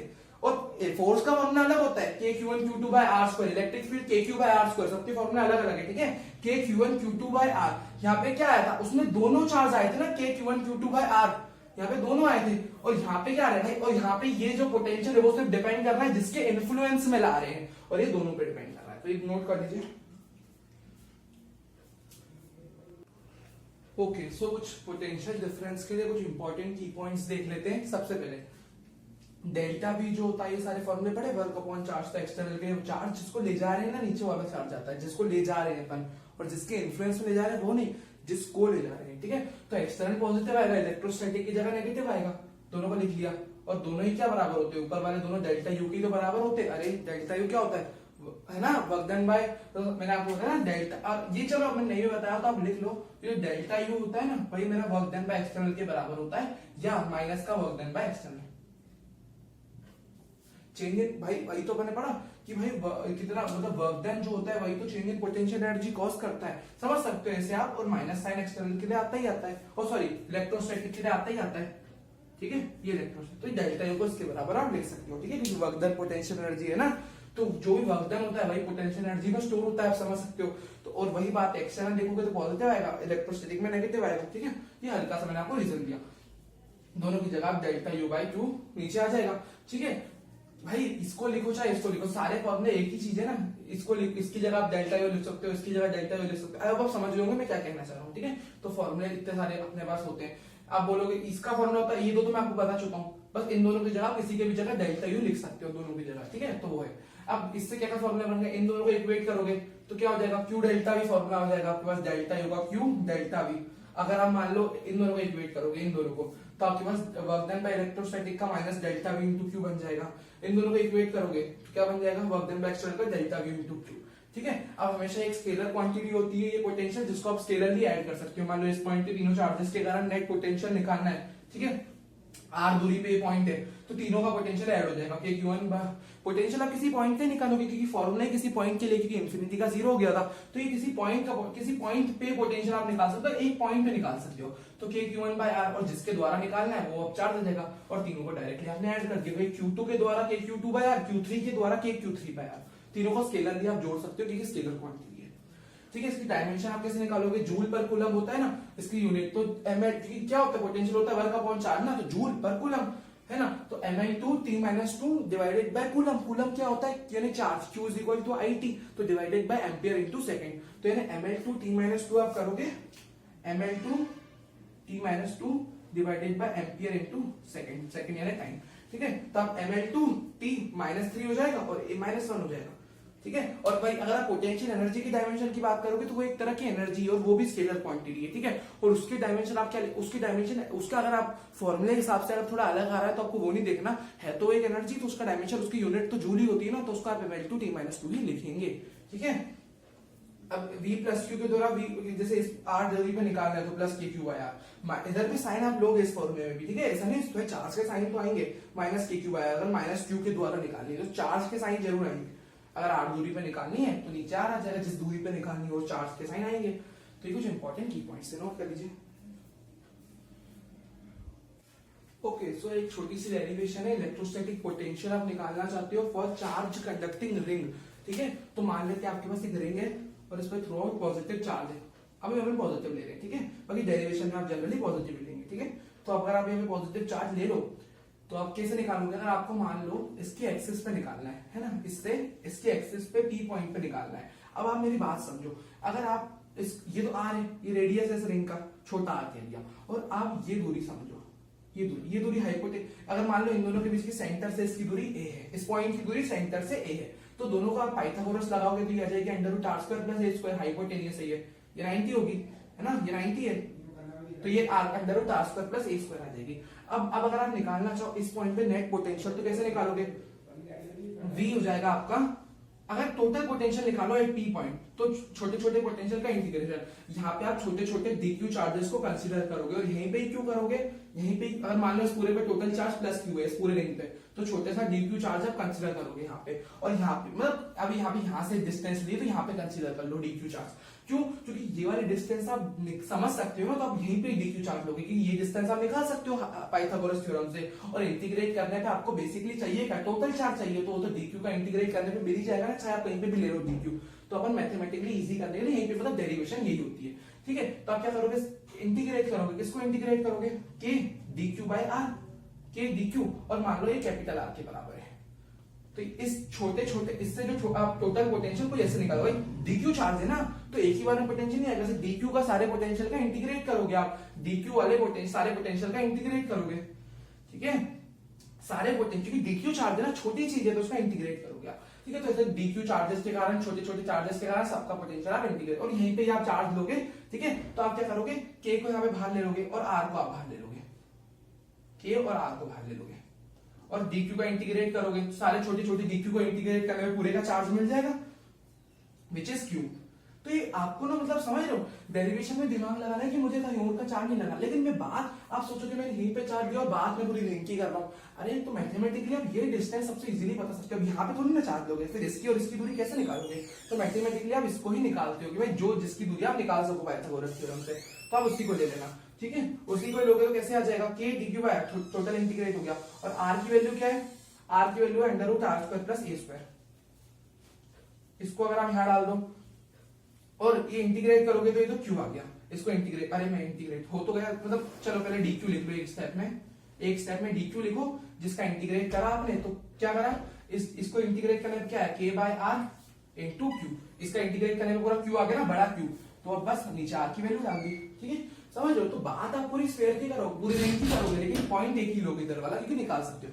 तो ये अब अगर आपको चेक करना है कि हमारा वो वाला के क्यू बाय आर वाला पोटेंशियल का फॉर्मूला सही है कि नहीं, तो इसके सेंटर पे आप क्या करोगे, सेंटर पे निकाल लोगे, क्यों, क्योंकि अगर आप समझो सेंटर पे तो इससे ये आर दूरी पे ही है ना, तो अगर मुझे मतलब समझ लो तो मुझे सेंटर का पोटेंशियल निकालना है, ये तो हमारा पी पॉइंट पे आया है, लेकिन अगर मुझे वी एट सेंटर ओ निकालना है तो ए जीरो हो जाएगा, भाई डिस्टेंस तो कुछ रही नहीं ना, सेंटर पे ही वो डिस्टेंस, अब ये डिस्टेंस सेंटर पे तो जीरो हो जाएगी ना, तो बस जीरो डाल दो एक जगह, ए जीरो हो गया, तो K Q by under root are square हो गया, तो देखो v नॉट बाय, तो आपका एनालॉग ही समझो आप, r आना, यही फॉर्मूला बनना चाहिए ना कायदे से, अगर कोई डिस्टेंस नहीं है, अगर मान लो इस पॉइंट से आपको r दूरी पे पोटेंशियल, जनरल पॉइंट तो अभी आपने मतलब समझ रहे हो, तो r दूरी पे पोटेंशियल निकालना है, तो अगर ये दूरी तो कुछ बची नहीं, तो मतलब आपको r दूरी पे पोटेंशियल निकालना है सेंटर पे, तो इधर से समझो तो r दूरी पे, समझ लो ये फॉर्मूला बनना चाहिए ना, अगर आप जीरो पुट कर रहे हो उसकी जगह, क्योंकि अब तो कोई डिस्टेंस बची नहीं, अब जनरल केस है r दूरी पे, तो आपको ये फॉर्मूला आ जाएगा, ठीक है, नोट कर लीजिए। तो आप इससे भी निकाल सकते हो, ए को जीरो करके के क्यू बाय आर, मतलब अगर आप ये कर रहे हो तो ये भी आप समझ सकते हो कि जीरो पुट करने पे ये आता है। ओके, सो आगे बढ़ते हैं। अब अपन एक काफी इंपॉर्टेंट चीज कंसेप्चुअल भी और फॉर्मूले वाइज भी प्रूव करने वाले, विच इज इलेक्ट्रिक फील्ड की डायरेक्शन में पोटेंशियल गिरता है, नो मार्क माय पॉइंट, ये जो फॉर्मूला काफी इंपॉर्टेंट है, ठीक है। तो मेरी बात समझो आप, वैसे सब कुछ इंपॉर्टेंट है, पर ये जो फॉर्मूला है ना, ये आपको मतलब इससे आपको एक कंसेप्ट भी सीखने को मिलेगा और ये फॉर्मूला भी आपको मिलेगा, समझ रहे हो। तो कैसे इसको डायरेक्ट करेंगे, लेटस से कोई आपके पास जैसे कंटिन्यूअसली प्लस क्यू चार्ज है, मान लेते नहीं प्लस कैपिटल क्यू चार्ज है, आप इसकी प्रेजेंस में एक क्यू नॉट चार्ज को जो भी प्लस का ही होगा, तो अब क्या कर रहे हो, एक्सटर्नल यहाँ पे फोर्स लगा के उसको लेके आ रहे हो, और कंटिन्यूअसली इलेक्ट्रोस्टैटिक फोर्स तो यही काम कर रहा होगा, जो कि अपनी शुरुआत की दो डेरिवेशन में भी तो यही हुआ था भाई, कंटिन्यूअसली हम फोर्स यहाँ लगा रहे थे, इलेक्ट्रोस्टैटिक वहां लग रहा था, ठीक है, तो ये वही तो हो रहा है। और यहाँ पे आप क्या करोगे, कंटिन्यूअसली एक्सटर्नल फोर्स यहाँ की डायरेक्शन में लगाओगे, तो आपको 2 बार डीडब्ल्यू निकालोगे और उसको फिर इक्वेट करोगे। कैसे सॉल्व करना है, देखो सबसे पहले अगर आप निकालना चाहो फोर्स बाय, देखो फोर्स कैसे निकालोगे, विच इज फोर्स क्या होता है, मतलब सॉरी वर्क डन क्या होता है, अगर आप निकालना चाहो F D x cos theta, F D x cos theta, अगर डीडब्ल्यू निकालोगे ना, क्योंकि आपने डीएक्स लिया है, ठीक है, तो छोटा वर्क डन निकालोगे। पहले आप पता है क्या कर रहे हो, इलेक्ट्रोस्टैटिक फोर्स के द्वारा निकाल रहे हो। क्यों, कैसे निकालोगे देखना, हाँ इलेक्ट्रोस्टैटिक फोर्स के द्वारा, क्यों, क्योंकि वो भी तो कंटिन्यूअसली वहां इलेक्ट्रोस्टैटिक फोर्स धक्का दे रहा है, तो पहले उसके द्वारा निकाल रहे हैं वर्क डन, फिर एक्सटर्नल के द्वारा, और दोनों को इक्वेट करेंगे। क्यों, क्योंकि दोनों का एलएचएस सेम हो जाएगा। देखना कैसे, अब डीडब्ल्यू इलेक्ट्रोस्टैटिक, और देखो कंटिन्यूस, अब मैंने वही बात करी ना, दोनों अगर सेम नेचर के तो डीएक्स अपने आप यहां थोड़ी आएगा, वो खुद पॉजिटिव चार्ज खुद से यहाँ, मतलब इलेक्ट्रोस्टैटिक फोर्स के द्वारा तो यहाँ ही आ पाएगा, क्योंकि जितना भी इलेक्ट्रोस्टैटिक फोर्स है वो उसको धक्का देने में यूज हो रहा है, इलेक्ट्रोस्टैटिक फोर्स का यूज उसको यहाँ लाने में कभी नहीं होगा, तो जो डीएक्स होगा ना वो हमेशा एक्सटर्नल फोर्स के द्वारा ही होगा। लेकिन आपको वर्क डन के समय सिर्फ फोर्स को देखना है। आप बोलोगे भाई फोर्स इसका, ये दूसरे फोर्स के द्वारा डीएक्स हो रहा है, तो ठीक है ना भाई, ये इलेक्ट्रोस्टैटिक फोर्स धक्का ही देगा ना, वो थोड़ी ना बोलेगा डीएक्स करवाना है तो एक्सटर्नल फोर्स चाहिए ही रहेगा, डिस्प्लेसमेंट कराना है तो अगेंस्ट, क्योंकि अगेंस्ट ले जाकर करवा रहे हैं तो हमको ही करानी पड़ेगी डिस्प्लेसमेंट, वो खुद तो धक्का देने में लगा हुआ है ना इलेक्ट्रोस्टैटिक फोर्स, समझ रहे हो। तो आप क्या करोगे, फोर्स इलेक्ट्रोस्टैटिक लोगे, डीएक्स लोगे, फोर्स यहाँ पे, फोर्स उधर धक्का दे रहा है, डिस्प्लेसमेंट यहाँ हो रहा है, दोनों अपोजिट डायरेक्शन में, cos 180, 11th क्लास का फॉर्मूला है, ठीक है, ये वर्क डन का, माइनस आ जाएगा, माइनस का एफ इलेक्ट्रोस्टैटिक इनटू डीएक्स, तो ये आपका डीडब्ल्यू इलेक्ट्रोस्टैटिक का फॉर्मूला आ गया, ठीक है, समझ रहे हो मेरी बात। अब ये आपका फॉर्मूला आ गया, अब वहीं आप दूसरा फॉर्मूला निकालो। अब एक चीज आप इधर वो अलग तो निकाल सकते हो। अब देखो फोर्स क्या, इलेक्ट्रिक फील्ड होता है फोर्स अपॉन चार्ज, है ना, force by Q naught, test charge होता है ना नीचे जिसको लेके आ रहे हो, तो है ना, ये अपने फर्स्ट चैप्टर में पढ़ा ना, F is equal to Q E वाला फॉर्मूला लगा, फोर्स की वैल्यू आप पुट कर दो, तो यहाँ से फोर्स की वैल्यू क्या आ जाएगी, फोर्स की वैल्यू क्या आ जाएगी यहाँ पे, E into Q naught into DX, ये लिख लिया, एक ये डीडब्ल्यू आपका ये आ गया। आप समझ रहे हो, अब मेरी बात ध्यान समझना, अब दूसरा डीडब्ल्यू आप कैसे निकालोगे, पता है, वर्क डन क्या होता है, पोटेंशियल होता है वर्क अपॉन चार्ज, ठीक है, तो वर्क डन होता है पोटेंशियल इनटू चार्ज, तो वो कर लो। क्या निकाल रहे हैं अपन यहाँ पे निकाल रहे हैं इलेक्ट्रिक फील्ड की डायरेक्शन में पोटेंशियल कम होता है, तो डीडब्ल्यू, आप एक्सटर्नल वर्क डन निकाल रहे हो ना, तो क्या देखा पोटेंशियल, सॉरी वी निकाल रहे हो ना, डीवी पोटेंशियल होता है वर्क अपॉन चार्ज, तो वर्क अपन यहाँ पे एक्सटर्नल लेके चल रहे हैं भाई, जिसको लेके जा रहे हैं डीडब्ल्यू एक्सटर्नल, क्योंकि डीवी दिया है तो डीडब्ल्यू लोगे ना। अब डीडब्ल्यू एक्सटर्नल कैसे निकलेगा, हो जाएगा डीवी इंटू क्यू।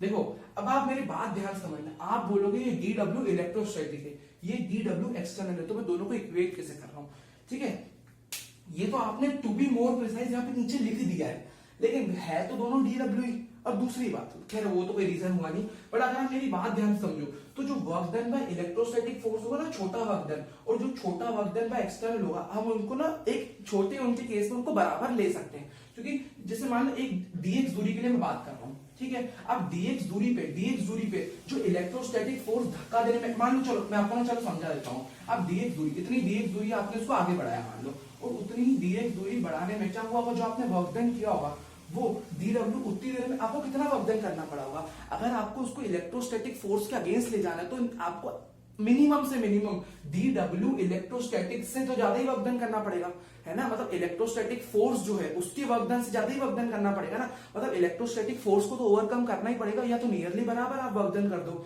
समझ रहे हो, तो इसको आप आगे बढ़ा रहे हो ना, आप आगे तो बढ़ा रहे हो उसको, ये बात तो पक्की है, तो नियरली जितना काम वर्क डन इलेक्ट्रोस्टैटिक वाला फोर्स कर रहा है, उतना ही काम आप भी कर रहे हो, कि भाई तू जितना काम कर रहा है मैं भी उतना काम कर रहा हूं, जब भी मैं मेरे चार्ज को आगे ले जा पा रहा हूं। ऐसा कौन कह रहा है, जो फोर्स एक्सटर्नली लगा रहा है, समझ रहे हो, तो वो बेचारा क्या कर रहा है, उसको अगेंस्ट करने के लिए उतना काम कर दे रहा है, ताकि वो चार्ज आगे चला जाए, समझ लो। एट एनी इंस्टेंट छोटे छोटे वर्क डन को मैं इक्वल कह सकता हूँ कि भाई तूने इतना काम करा, मैंने भी उतना काम कर दिया, तभी मैं चार्ज आगे ले पाया। रियलिटी में हल्का सा ज्यादा काम करोगे, बट नियरली बराबर तो करना ही पड़ेगा। अगर बिल्कुल उससे कम करोगे तो आगे ले नहीं जा पाओगे चार्ज को, उससे इलेक्ट्रोस्टैटिक से ज्यादा ही करना पड़ेगा ना, या उसके बराबर भी कर दो, मिनिमम मैक्सिमम उससे ज्यादा ही करना पड़ेगा, किससे? इलेक्ट्रोस्टैटिक से। अगर आपको चार्ज को एक्सटर्नल फोर्स से आगे लेके जाना है, आई थिंक आप समझ गए। अब दोनों डीडब्ल्यू को इक्वेट करता हूं, जैसा मैंने आपको समझा। क्यों करना इक्वेट, मैंने समझा दिया। डीवी इंटू क्यू कर दो इक्वेट। आपको क्या चाहिए? इलेक्ट्रिक फील्ड एक साइड कर लो, DV into Q, DV potential work upon charge. अरे सॉरी, ये जिसको ले जाते हैं वो लिखते हैं ना, ये तो मैंने आपको 2-3 बार बताया। जिसको ले जाते हो उसको लिखते हो ना नीचे, तो क्यू नॉट आएगा ना यहाँ, तो जिसको ले जाते हैं वही तो लिखते हैं अपन। तो क्यू नॉट से क्यू नॉट कटेगा कि नहीं कटेगा? माइनस का ई डॉट डीएक्स बचा, इधर डीवी बचा, तो इलेक्ट्रिक फील्ड का फॉर्मूला क्या आ गया? माइनस का DV by DX. Electric field most important, बहुत बढ़िया फॉर्मूला है, ठीक है। बाकी जो मैंने डिराइव करे वो भी इंपॉर्टेंट थे, बट हाँ इससे देखो आपको कंसेप्ट भी सिखा दिया कि माइनस साइन क्या दिखा रहा है कि इलेक्ट्रिक फील्ड की डायरेक्शन में जाओगे। फॉर एग्जांपल ये एक इलेक्ट्रिक फील्ड काम कर रही है, ये ए पॉइंट पे, मेरे को एक बार बताओ, ए पॉइंट पे पोटेंशियल ज्यादा होगा कि बी पॉइंट पे? ऑब्वियसली बात है यहाँ पे, सॉरी मतलब हाँ, इलेक्ट्रिक फील्ड की डायरेक्शन में पोटेंशियल गिरता है जब तो ये माइनस है, मतलब ये दिखा रहा है कि इलेक्ट्रिक फील्ड की डीएक्स करके जैसे आप आगे बढ़ोगे तो पोटेंशियल गिरेगा। तो इलेक्ट्रिक फील्ड की डायरेक्शन में आगे बढ़ोगे तो पोटेंशियल गिरेगा, तो वीबी भी पोटेंशियल कम होगा, वीए पे ज्यादा होगा। तो ये इस फॉर्मूले को बताना। फिर इसको अब भाई आप इसको अलग अलग तरीके से डेल्टा करके भी लिख सकते हो, डी की जगह अगर बड़े स्तर पे लिखो, डी की ना लिखो। अगेन दूसरी बात, यहाँ से आप डीवी का फॉर्मूला या डेल्टा वी की बात है, उसका किसी का फॉर्मूला निकालोगे तो वो क्या आएगा? माइनस का ई डॉट डेल एक्स आएगा।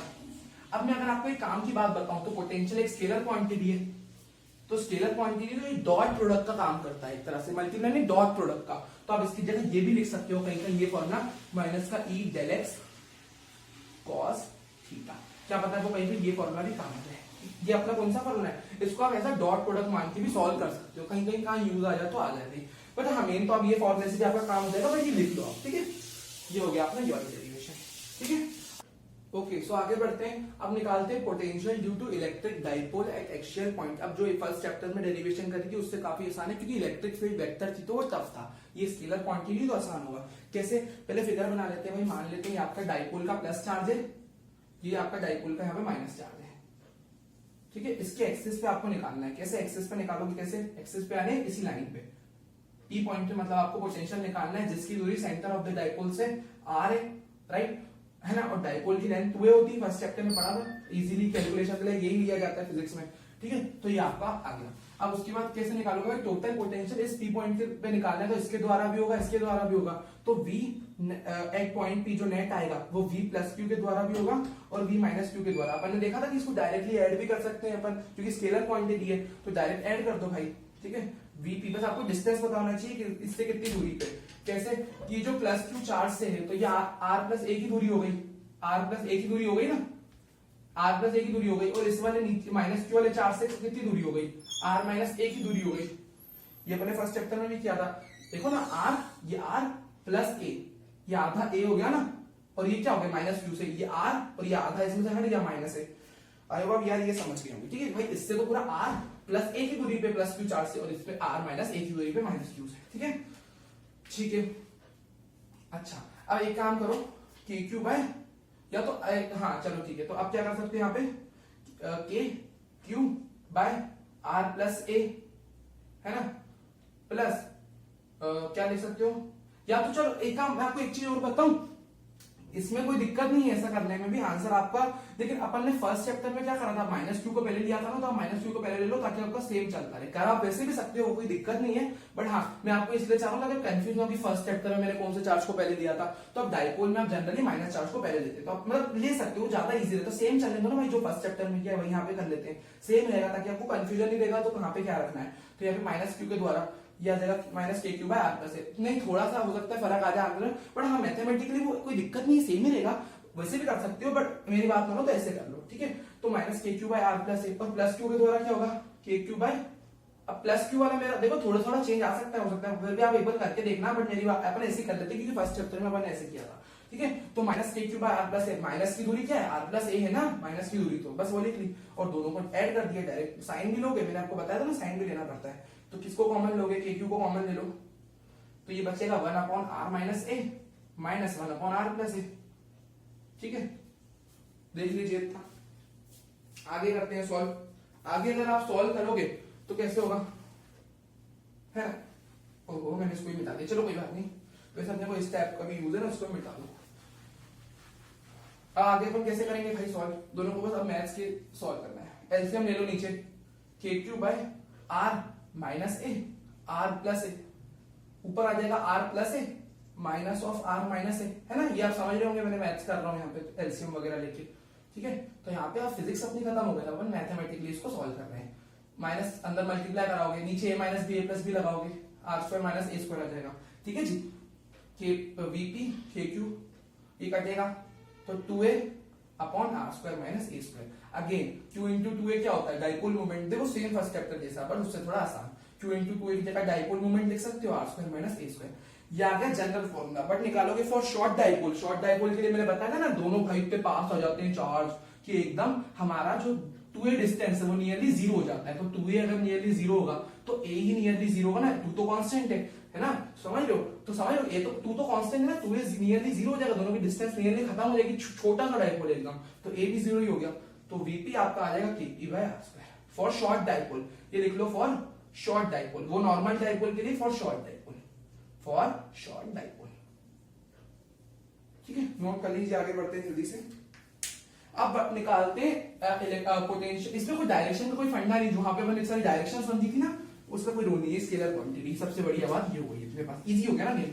अब समझो मेरी बात, इक्वेटोरियल में भाई इतनी डिफिकल्ट डेरिवेशन थी भाई, छोटा एंगल बनाया था पूरा, यहाँ पे कुछ नहीं है, यहाँ डायरेक्ट जीरो हो जाएगी। क्यों, देखना, ये मेरे पास डाइपोल का माइनस चार्ज है, ये डाइपोल का प्लस चार्ज है, दोनों के बीच की दूरी 2a है, ठीक है। अब आप मेरी बात समझो यार, इक्वेटोरियल कौन सा होता है, ये वाला पॉइंट होता है। इससे अगर मान लो r दूरी पे आप ले रहे हो तो ये p पॉइंट यहाँ पे आएगा कहीं, ठीक है। तो ये पॉइंट आपका यहाँ पे आएगा, ठीक है। अब अगर आप p पॉइंट को यहाँ पे ले रहे हो, समझ लो मेरी बात, तो ये अगर आधा a होगा, आधा a होगा, r होगा, तो ये क्या हो जाएगा, पाइथागोरस से under root are square plus A square. ये वाला एंगल 90 है, 90 के सामने हाइपोटेन्यूज होती है आर स्क्वायर प्लस ए स्क्वायर। अब प्लस माइनस क्यू के द्वारा निकालो, देखो यहाँ पे मैंने माइनस पहले दिया, जनरल अपन जो सब में फर्स्ट चैप्टर में किया था वैसे। तो माइनस का के क्यू बाय आर हो जाएगा, और यहाँ पे दूरी कितनी भाई, कंसर्न पॉइंट की दूरी चार्ज से लेनी होती है। इसका पोटेंशियल निकालना है तो कंसर्न पॉइंट की दूरी चार्ज से रहेगी ना, इस चार्ज के द्वारा उस पॉइंट पे निकालना है। तो दूरी तो ये जाएगी आर स्क्वायर प्लस ए स्क्वायर रूट में, और v माइनस प्लस क्यू के द्वारा क्या हो जाएगा, के क्यू। देखो दोनों की दूरियां सेम है, पूरा आइडेंटिकल गेम हो गया आजकल, क्योंकि डाइपोल के चार्जेस तो इक्वल एंड अपोजिट ही होते हैं ना, मैग्नीट्यूड सेम रहता है, दोनों को डायरेक्ट ऐड करोगे जीरो आ गया, समझ लो। तो माइनस क्यू प्लस, और दोनों को जोड़ोगे तो आपका आंसर क्या आ गया, जीरो आ गया। इन दोनों को ऐड करो ना, दोनों सेम चीज है, कट के जीरो आ जाएगी, दोनों को ऐड करोगे तो जीरो आ जाएगा ना आंसर। क्या करोगे भाई, माइनस का k Q by under root are square plus A square, इसमें जोड़ोगे प्लस का k q r square plus ए स्क्वायर, दोनों को जोड़ोगे तो क्या मिल जाएगा, आंसर जीरो मिल जाएगा। थोड़ा व्यवस्थित आप अंग्रेजी लिख के लिख दीजिएगा, अच्छे से समझा के अगर आए तो। फिर इसकी तो क्या ही डेरिवेशन है ना, फिर भी आप समझ लेना, थोड़ा कंसिडरेशन के साथ काम करना, सारी डेरिवेशन में अगर पेपर में आए तो नोट कर लीजिए। ओके, सो आगे बढ़ते हैं और अपना नेक्स्ट टॉपिक आ रहा है which is potential at any point of a dipole. Potential at any point of a dipole शुरू करते हैं। मतलब देखो, ऑफ अ डाइपोल हमने इक्वेटोरियल और एक्सियल पॉइंट पे निकाल चुके हैं। अब एनी पॉइंट, कोई दूसरे आर्बिट्री पॉइंट पे अगर मैं निकालना चाहूं तो कैसे निकालूंगा, जो ना तो एक्सियल पॉइंट हो ना तो इक्वेटोरियल पॉइंट हो, उस पे निकालने के लिए देखो, लेटस से ये आपका डाइपोल है, माइनस क्यू चार्ज है, ये आपके पास प्लस क्यू चार्ज है, राइट। ये दोनों चार्ज हो गए आपके पास, ये बन गया आपके लिए डाइपोल, ठीक है। अब डाइपोल से आपको जैसे मान लो इस पॉइंट पे निकालना है, और ये जो पॉइंट है ना आपके पास, ये देखो, ये देखो किसी एंगल पे है, the angle between position vector and dipole moment. Dipole moment हमेशा नेगेटिव से पॉजिटिव होता है, तो देखो डाइपोल मोमेंट है ना, और दोनों के बीच का एंगल थीटा है, ये अपना पोजीशन वेक्टर हो गया from the centre of the dipole. मान लो आर दूरी पे वो पॉइंट है ना, ये तो दूरी लिख रहे हैं, पोजीशन वेक्टर भी हो गया ना यही, ठीक है।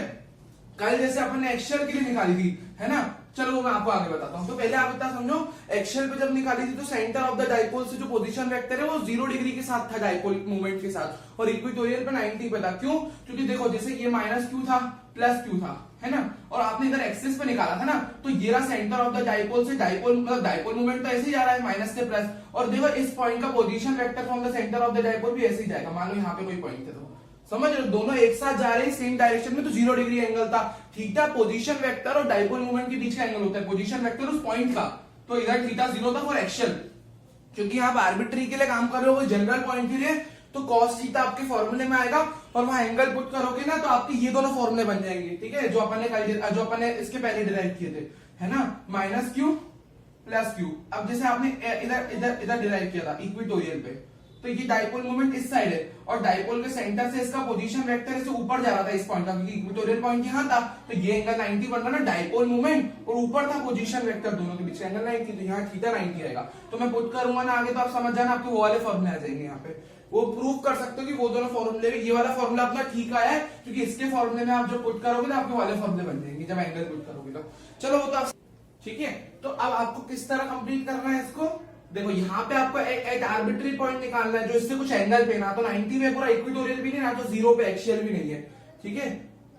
ये देखो ऐसे ऐसे आप कंप्लीट करोगे इसको, फिर इसको यहां से लोगे, फिर देखो यहाँ पे सेंटर से लाइन आपकी कहीं यहाँ पे आकर मिलेगी, थोड़ा स्ट्रेट बना लेना स्केल से, ठीक है। अब ये जो है इसके साथ थीटा एंगल पे बन रहा है, समझ रहे हो। खैर एंगल की बात अपन आगे करेंगे, ये एंगल भी थीटा होगा यहाँ पे, और ये दोनों एंगल, खैर वो शॉर्ट डाइपोल के लिए अपन आगे बात करेंगे, ठीक है। अभी आप एक अभी यहाँ से तो थीटा है, ये बात तो पक्की है ना, क्योंकि एनी पॉइंट है तो कोई थीटा एंगल पे ही होगा, तो ये टी पॉइंट है, मान लो अपने को निकालना है, ठीक है। समझते हैं आगे। अगर आपको निकालना है पोटेंशियल, चलो मान लो पहले माइनस क्यू के कारण निकालोगे उस पॉइंट पे, तो क्या आएगा, उस जनरल पॉइंट की दूरी आएगी, मान लेते हैं ये दूरी कितनी है, यहाँ से माइनस का के क्यू लिखोगे क्योंकि माइनस का चार्ज है, बाय मान लेते हैं ये दूरी इससे कितनी दूरी पे, ये जो इससे दूरी पे मान लो ये y है, और इससे जो दूरी है वो x है, क्योंकि देख रहे हो ये दोनों दूरी बराबर नहीं है, तो y है और ये x है, तो अपन माइनस से y ले लेते हैं दूरी, ठीक है। और जो प्लस क्यू वाले के कारण होगा वो क्या होगा, प्लस का के क्यू बाय एक्स होगा। अब टोटल आपको उस पॉइंट पे निकालनी है, तो दोनों को ऐड कर दोगे क्योंकि स्केलर क्वांटिटी है, तो v net at point p आपका आ जाएगा v माइनस क्यू के द्वारा प्लस जो v आपका प्लस क्यू के द्वारा आया है, ठीक है। अब दोनों को प्लस करोगे, माइनस क्यू के द्वारा आया माइनस का के क्यू बाय वाई, ये आएगा प्लस के क्यू बाय एक्स। के क्यू को अब जैसे कॉमन लोगे, के क्यू कॉमन लोगे तो ये आ जाएगा 1 बाय एक्स, अंदर बचेगा माइनस 1 बाय वाई बचेगा। अब एलसीएम ले लेना, देखो इसका एलसीएम लेना है ना, ये फिगर देख लो, चलो ऊपर कर लेते हैं। एलसीएम लोगे इसको कैसे लोगे, एलसीएम देखो ये आ जाएगा के क्यू, नीचे एलसीएम लेना x y, y minus x. अब ये आप समझ सकते हो कि आपका ये विदाउट शॉर्ट डाइपोल फॉर्मूला आ गया है, ये शॉर्ट डाइपोल जब नहीं हो तो ये, बट इसका कोई यूज नहीं होगा ऐसा, मतलब समझ रहे हो, मतलब फॉर्मूला आपको पता होना चाहिए, बट अपने लिए ज्यादा इंपॉर्टेंट कौन सा, शॉर्ट डाइपोल का फॉर्मूला, तो इसको आप देख लो एक बार, ठीक है। अब लेकिन यहां से ना आपको कंस्ट्रक्शन क्या करनी है, कंस्ट्रक्शन आप ऐसे करोगे यहाँ पे, ये ऐसे है ना। अब कंस्ट्रक्शन करोगे, ये डाइपोल के दोनों चार्जेस के बीच की दूरी 2a है, ठीक है। अब शॉर्ट डाइपोल जब आप कंसीडर करोगे ना, जब शॉर्ट डाइपोल कंसीडर करोगे तो क्या होगा, देखो ये 2a है, ठीक है, ये थीटा कौन सा एंगल, यहाँ पे आपका ये एंगल 90 हो गया, ये आपने 90 गिराया है ऊपर, है ना, और ये एंगल आपका थीटा हो गया। अब मैं क्यों कह रहा हूं ये शॉर्ट डाइपोल के लिए, क्योंकि शॉर्ट डाइपोल पे आप मान लेते हो कि माइनस क्यू चार्ज और प्लस क्यू चार्ज दोनों एक दूसरे के बहुत करीब हैं, और जब ये दोनों एक दूसरे के बहुत करीब होंगे तो इससे दूरी उस पॉइंट की और इससे दूरी इस पॉइंट की, ये नीचे से आप देख रहे हो लगभग दोनों पैरेलल है। बट अगर मैं ये वैसे रियल में मैंने आपको थोड़ी डिस्टेंस दिखे इसलिए लिखा है, वरना रियल में अगर शॉर्ट डाइपोल लो ना तो ये दोनों चार्जेस इससे और पास होंगे, मतलब इससे कम भी दूरी होगी, इससे कम और दूरी होगी, मतलब इससे मतलब समझ रहे हो, यहाँ तो मैंने फिर भी आपको इतनी दूरी दिखाई है। अगर आप शॉर्ट डाइपोल जो होता है बहुत दोनों चार्जेस एक दूसरे के बहुत पास होते हैं, तो ये दोनों लाइन जो होगी ना नियरली ऐसे हो जाएगी, समझ लो, ये माइनस वाला चार्ज है, ये प्लस वाला चार्ज है, तो दोनों एक दूसरे के बहुत पास है, तो ये दोनों नियरली लाइन पैरेलल ही हो जाएगी, समझ लो आप, दोनों इतना पास आ जाएंगे। तो अप्रोक्सीमेशन लेके चलते हैं यहाँ पे, और दोनों लाइन अपनी नियरली पैरेलल हो जाएगी, और अगर दोनों लाइन नियरली पैरेलल हो जाएगी ना, पैरेलल लाइन एकदम सीधी चलती है, तो नीचे से तो एंगल सेम बना के निकलेगी ना, डाइपोल के एक्सिस से वो सेम एंगल बना के निकलेगी, जब तो सीधी जाएगी एकदम। अरे एक ऐसा एंगल बना के निकलती है, एक ऐसा एंगल बना के निकलती है, तो कट जाएगी ना वो, तो भाई तो पैरेलल चल रहा है, नीचे सेम एंगल, वो तो आप देखते हैं, यहाँ पे आपको लगा है कि आगे जाके मिलेगी, बट यहाँ पे अप्रोक्सीमेशन में हम मान के चलते हो नीचे से तो सेम एंगल पे निकल रही है ना, एकदम पैरेलल है नीचे से तो लगभग, तो आप समझ सकते हो कि सेम एंगल पे निकल रही होगी, तो ये सिमेट्री से आप कह सकते हो, है ना, और मैंने रीजन भी दे दिया आपको, सेम एंगल पे निकलेगी, और है ना समझ सकते हो कि ये वाली लाइन भी जो होगी ना वो लगभग ये भी इनके पैरेलल ही होगी, तीसरी लाइन, ठीक है, तीसरी लाइन भी लगभग इनके पैरेलल ही होगी, चाहो तो वैसे उसका कोई यहाँ पे इस एंगल का यूज नहीं है, पर समझ लो तीनों लाइन लगभग डाइपोल की एक्सिस से पैरेलल है, जो मैंने तीनों बनाई है, लेकिन यहाँ पे दो का अपना काम है, तो मैंने दोनों का एंगल थीटा ले लिया, दोनों सेम एंगल से निकलेगी, ठीक है। अब ये शॉर्ट डाइपोल की कंडीशन में मैंने लिया ना थीटा, तो अब मैं चेंज करूंगा, तो मेरा जो वीपी अब आएगा वो क्या आएगा, अब वो अपन लिखते हैं क्यू तो एज इट इज रहेगा। अब देखो y माइनस एक्स की जगह क्या लिख सकते हो, ये बड़ी लाइन, ध्यान समझना, थोड़ा ट्रिकी पॉइंट है, ये y बड़ी लाइन है और x छोटी लाइन है, ये तो दिख ही रहा है आपको। अब एक तो ये है कि y और x का अगर आपको डिफरेंस चाहिए तो आप कैसे करोगे, y और x का डिफरेंस, y और x, ये y है बड़ी उंगली और ये एक्स है, तो दोनों को साथ में रखोगे और जो एक्स्ट्रा बचेगा ये दोनों का डिफरेंस होगा। ठीक है, तो समझ लो इन दोनों को आपने साथ में रख दिया और इतने आप देखो, ये देखो इतनी लगभग क्या है, ये हमारी y है, ये हमारी x है। समझ लो लगभग इतने का दोनों के बीच में डिफरेंस है, ये इतनी एक्स्ट्रा बड़ी है ना। अब आप थोड़ा कॉमन सेंस लगाना। ठीक है, ये यहां तक खत्म हो गई ये लाइन और इसको आपने यहां तक जोड़ दिया तो इसका एक्स्ट्रा पार्ट ही निकल गया ना यहाँ से। तो ये क्या है मेरे पास y माइनस एक्स है, डिफरेंस है, बड़े में से छोटे को माइनस करोगे डिफरेंस मिल गया।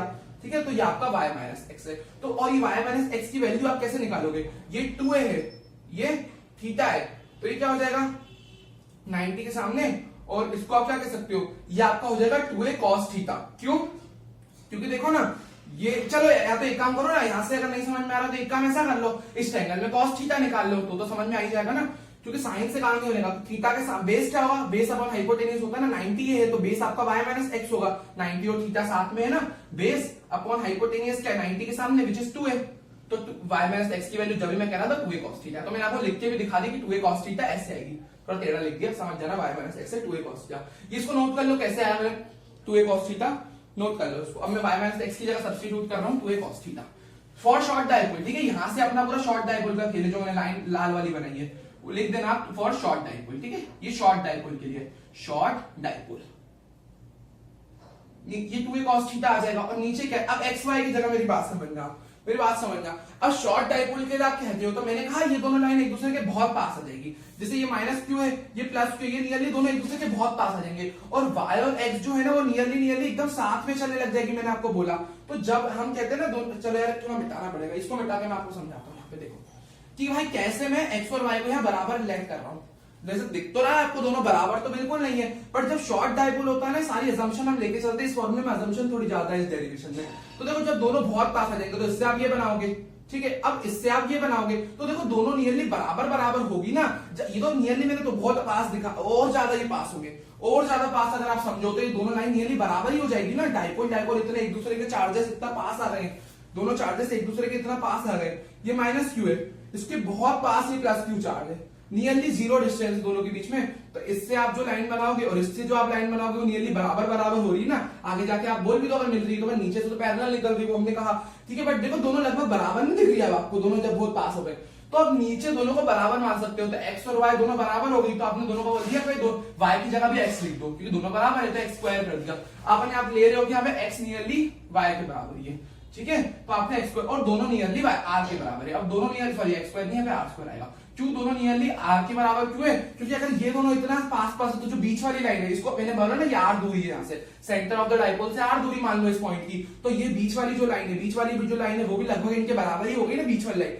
भाई पूरा डायपोल पास है तो बीच से लाइन निकलेगी, ये बोला तीनों लाइन लगभग पैरेलल होगी, तीनों बराबर भी दिख रही है। अगर डायपोल बहुत छोटा है तब तो दोनों ही r के बराबर। अब आप बोलोगे कि दोनों ऊपर आपने r दोनों को क्यों लिया, दोनों को ऊपर r ले लोगे तो जीरो बन जाएगा और वो फिजिकली करेक्ट नहीं होगा। भाई ये पोटेंशियल जीरो कैसे हो जाएगा, समझ रहे हो, जहां ज्यादा बड़ा फर्क नहीं पड़े वहीं आप असम्पशंस ले सकते हो, जहां आंसर जीरो ही आ जा रहा है वहां थोड़ी ना लोगे आप असम्पशन, वरना तो फिजिकल फॉर्मूला ही नहीं बनेगा कभी।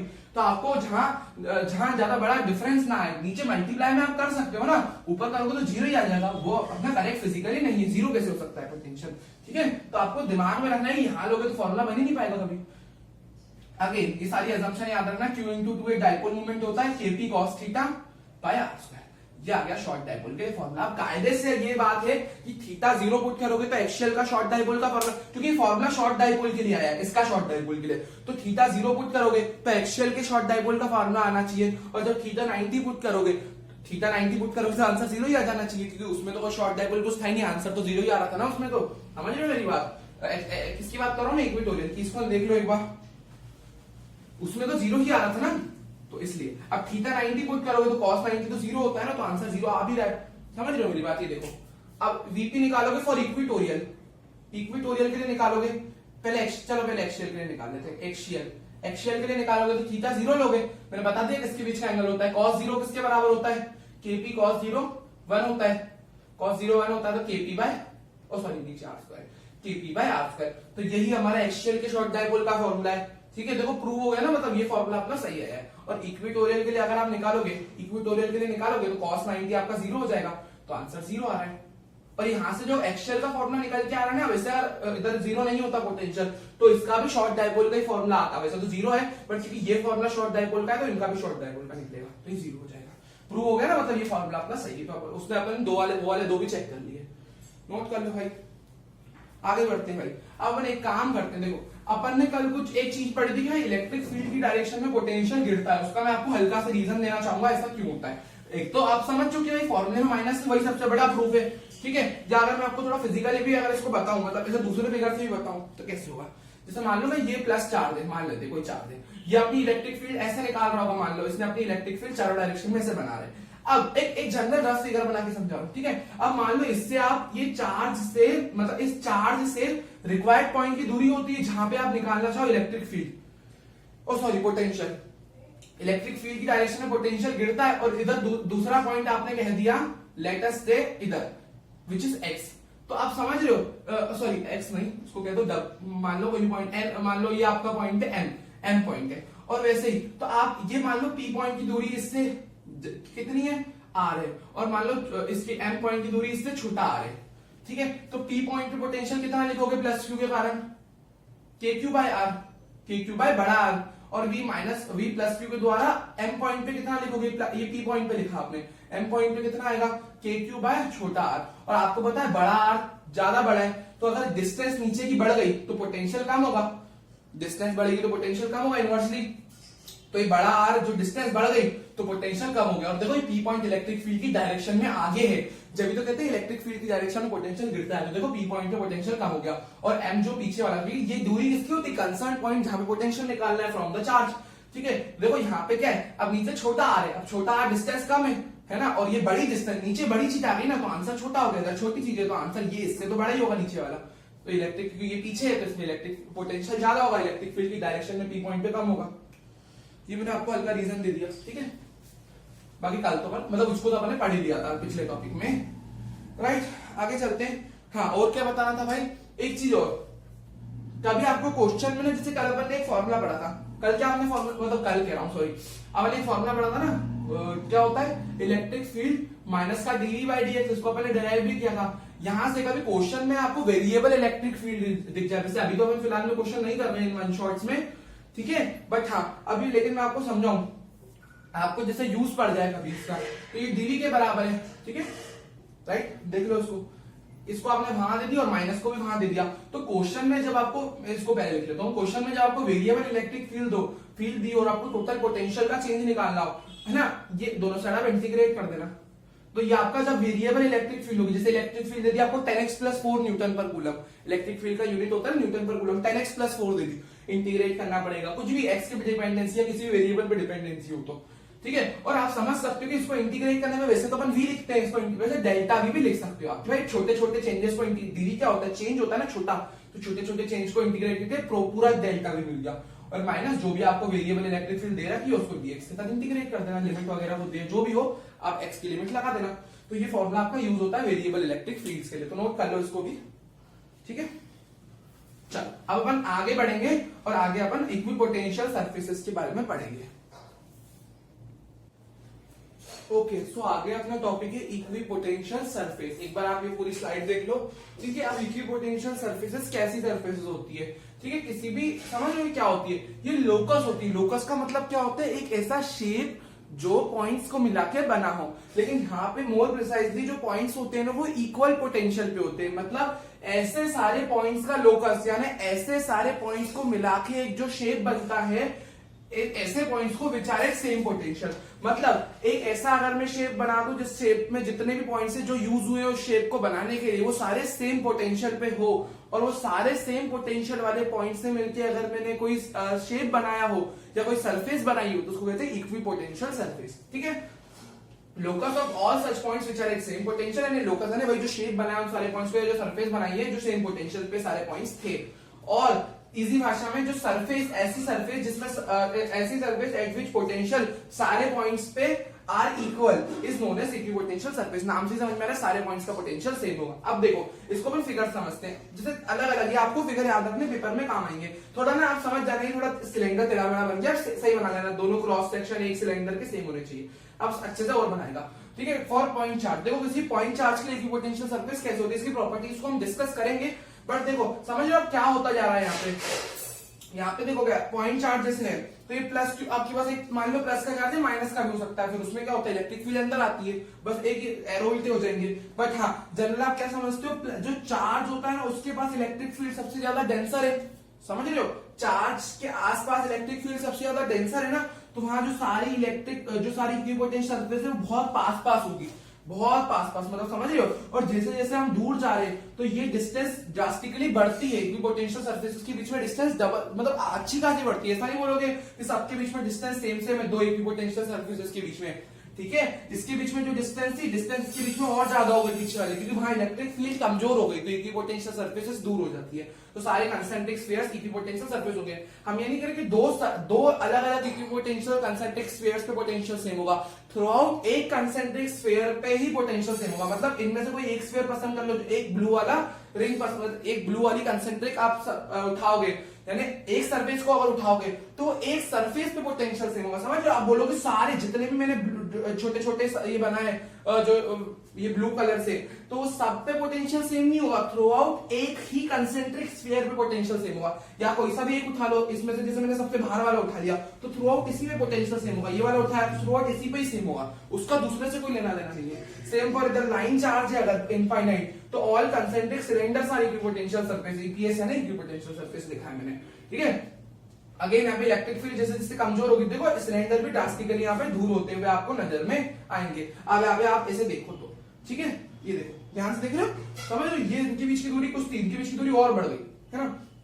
वैसे यहाँ पे ये इक्विपोटेंशियल जो सरफेस होती है, अब ये किसके लिए, यूनिफॉर्म इलेक्ट्रिक फील्ड में, जिसके नाम में यूनिफॉर्म इलेक्ट्रिक फील्ड है उससे ना, अब यहाँ पे जो प्लेनर, इसको क्या कहते हैं, प्लेनर इक्विपोटेंशियल सरफेसेस, ठीक है, ये सारे के सारी जो शीट टाइप जो आपको दिख रही है सब इक्विपोटेंशियल सरफेस है। अब ये प्लेनर टाइप की, समझ लो, यहाँ पे ऐसा नहीं बोलोगे कि भाई जो सरफेस है वो आपकी दूर दूर होगी, क्यों, क्योंकि थ्रू आउट इलेक्ट्रिक फील्ड अगर यूनिफॉर्म है तो हर जगह इलेक्ट्रिक फील्ड की इंटेंसिटी सेम होगी, तो सारी इक्विपोटेंशियल सरफेसेस सेम दूरी पे होगी, इसलिए इनके बीच की डिस्टेंसेस चेंज नहीं होगी, ठीक है, ये सेम दूरी पे ही होगी सारी शीट्स, जो मतलब हर एक शीट पे पोटेंशियल सेम होगा, मतलब अपना अपना है ना, प्लेनर जो है, प्लेन है ना सारे अलग अलग, उस पे ऐसे बनता है क्योंकि सबका शेप ऐसा है, ध्यान से देख लो, ठीक है, ये सबकी शेप है, आपको अच्छे से याद रखने। अगर मैं आपको अब एक काम की बात बताऊं, अब इसकी मैं थोड़ी आपको फील दिलाता हूं उस टॉपिक की, कैसे इक्विपोटेंशियल सरफेस को और अपन समझने के लिए पता है क्या करेंगे। अब लेट अस से मान लेते हैं, लेट अस से मैं कह देता हूं कि मेरे पास ये एक प्लस कोई चार्ज है सेंटर पे, ठीक है ना, और इससे आप यहाँ पोटेंशियल निकालो, मतलब मान लो ये जनरल कोई चार्ज 9 कूलम का है इससे, है ना, इससे R1 दूरी पे यहाँ पोटेंशियल निकालो, R1 दूरी पे यहाँ पोटेंशियल निकालो, R1 दूरी पे यहाँ पोटेंशियल निकालो, R1 दूरी पे यहाँ पोटेंशियल निकालो। अब मान लो ये A पॉइंट है, ये B पॉइंट है, ये C पॉइंट है, ये D पॉइंट है। अब अगर आप भले करके देख लेना, पोटेंशियल A पे, B पे, C पे और D पे बराबर आएगा, which is equal to K। देखो और समझ लो, ये चार्ज तो ये वाला लोग एक ही तो चार्ज है, इससे कंसर्न पॉइंट की दूरी पे आपको पोटेंशियल निकालना है, और ये चार्ज 9 कूलम का है, K जो भी चार्ज है और R1, समझ रहे हो। वैसे इसको नहीं भी लिखोगे तो चलेगा, अभी यहाँ पर हम क्या करेंगे मैग्नीट्यूड इसका बोल के, ठीक है। अब समझ लीजिए सबके लिए 9 × 10⁹ ये कांस्टेंट है, Q सबके लिए 9 कूलम है, डिस्टेंस सबके लिए सेम है, तो सब पॉइंट्स पे पोटेंशियल सेम होगा। और ऐसे ही आप और जितने भी पॉइंट्स लोगे जो इस चार्ज से R1 दूरी पे होंगे, जो सारे पॉइंट्स R1 दूरी पे होंगे इस चार्ज से, सारे सेम डिस्टेंस पे होने चाहिए उस चार्ज से, तभी की पोटेंशियल डिस्टेंस यहाँ पे बनेगी। मतलब ये इससे आप इनको मैं जोड़िए, मैं आपको फील दिला रहा हूँ अलग से, ये जनरल आप कैसे समझ सकते हो, ठीक है। यहाँ पे हम बोल रहे हैं कि अगर सब सेम दूरी पे तो फॉर्मूला वाइज पोटेंशियल सब पे सेम आ रहा है, तो इन सारे पॉइंट्स को, ऐसे सारे पॉइंट्स को अगर जोड़ दोगे तो आपकी इक्विपोटेंशियल सरफेस बन जाएगी, ठीक है। वैसे ये पॉइंट चार्ज के लिए आपको दिख रही है, समझ सकते हो, पॉइंट चार्ज के लिए भी तो ऐसी बनती है इक्विपोटेंशियल सरफेस। पर अगर आपको समझना है ना तो अब इसको याद रखना, और पेपर में ड्रॉ करने को है तो आपको अच्छे से ये बनाते आना चाहिए, ठीक है। तो समझ लो सारे पॉइंट्स को जोड़ दिया, लोकस ये तो लोकस इसको ही तो कहते हैं सारे पॉइंट्स को जोड़ने को, तो देखो सबके पोटेंशियल सेम है, दैट्स द थिंग। एक बार नोट कर लो इतना, है ना। बाकी एक छोटी मोटी चीज आपसे कभी एमसीक्यू में पूछ ले कि जैसे आपके पास एक वाटर ड्रॉप है, ठीक है, अब इस वाटर ड्रॉप पे आपने आइडेंटिकल चार्जेस को गिरा दिया, ये तो मेरे को ऐसे दिमाग में है तो मैं आपको बता रहा हूँ, सब सेम चार्ज होंगे, एक दूसरे को रिपल करेंगे, एक दूसरे को रिपल करेंगे सारे पॉजिटिव चार्ज, तो ये वाटर ड्रॉप का साइज बड़ा हो जाएगा, कभी थोड़ा अच्छे से बना, बड़ा हो जाएगा इसका साइज। और वहीं इस पे दो अपोजिट नेचर के चार्ज मैंने छोड़ दिए, अपोजिट नेचर के चार्ज से, है ना, जो एक दूसरे को रिपल कंटिन्यूअसली अट्रैक्ट करेंगे, है ना। अब हम ये बता रहे हैं, ये नहीं बोल रहे कितना पॉजिटिव है कितना नेगेटिव है, सिंपल दोनों एक दूसरे को करेंगे अट्रैक्ट, तो ये स्फीयर छोटा हो जाएगा मेरे पास। तो ये दो चीज आप याद रखना, ठीक है, साइज पे उनकी पूछ सकते हैं, ऐसे आपको जनरल पता होना चाहिए।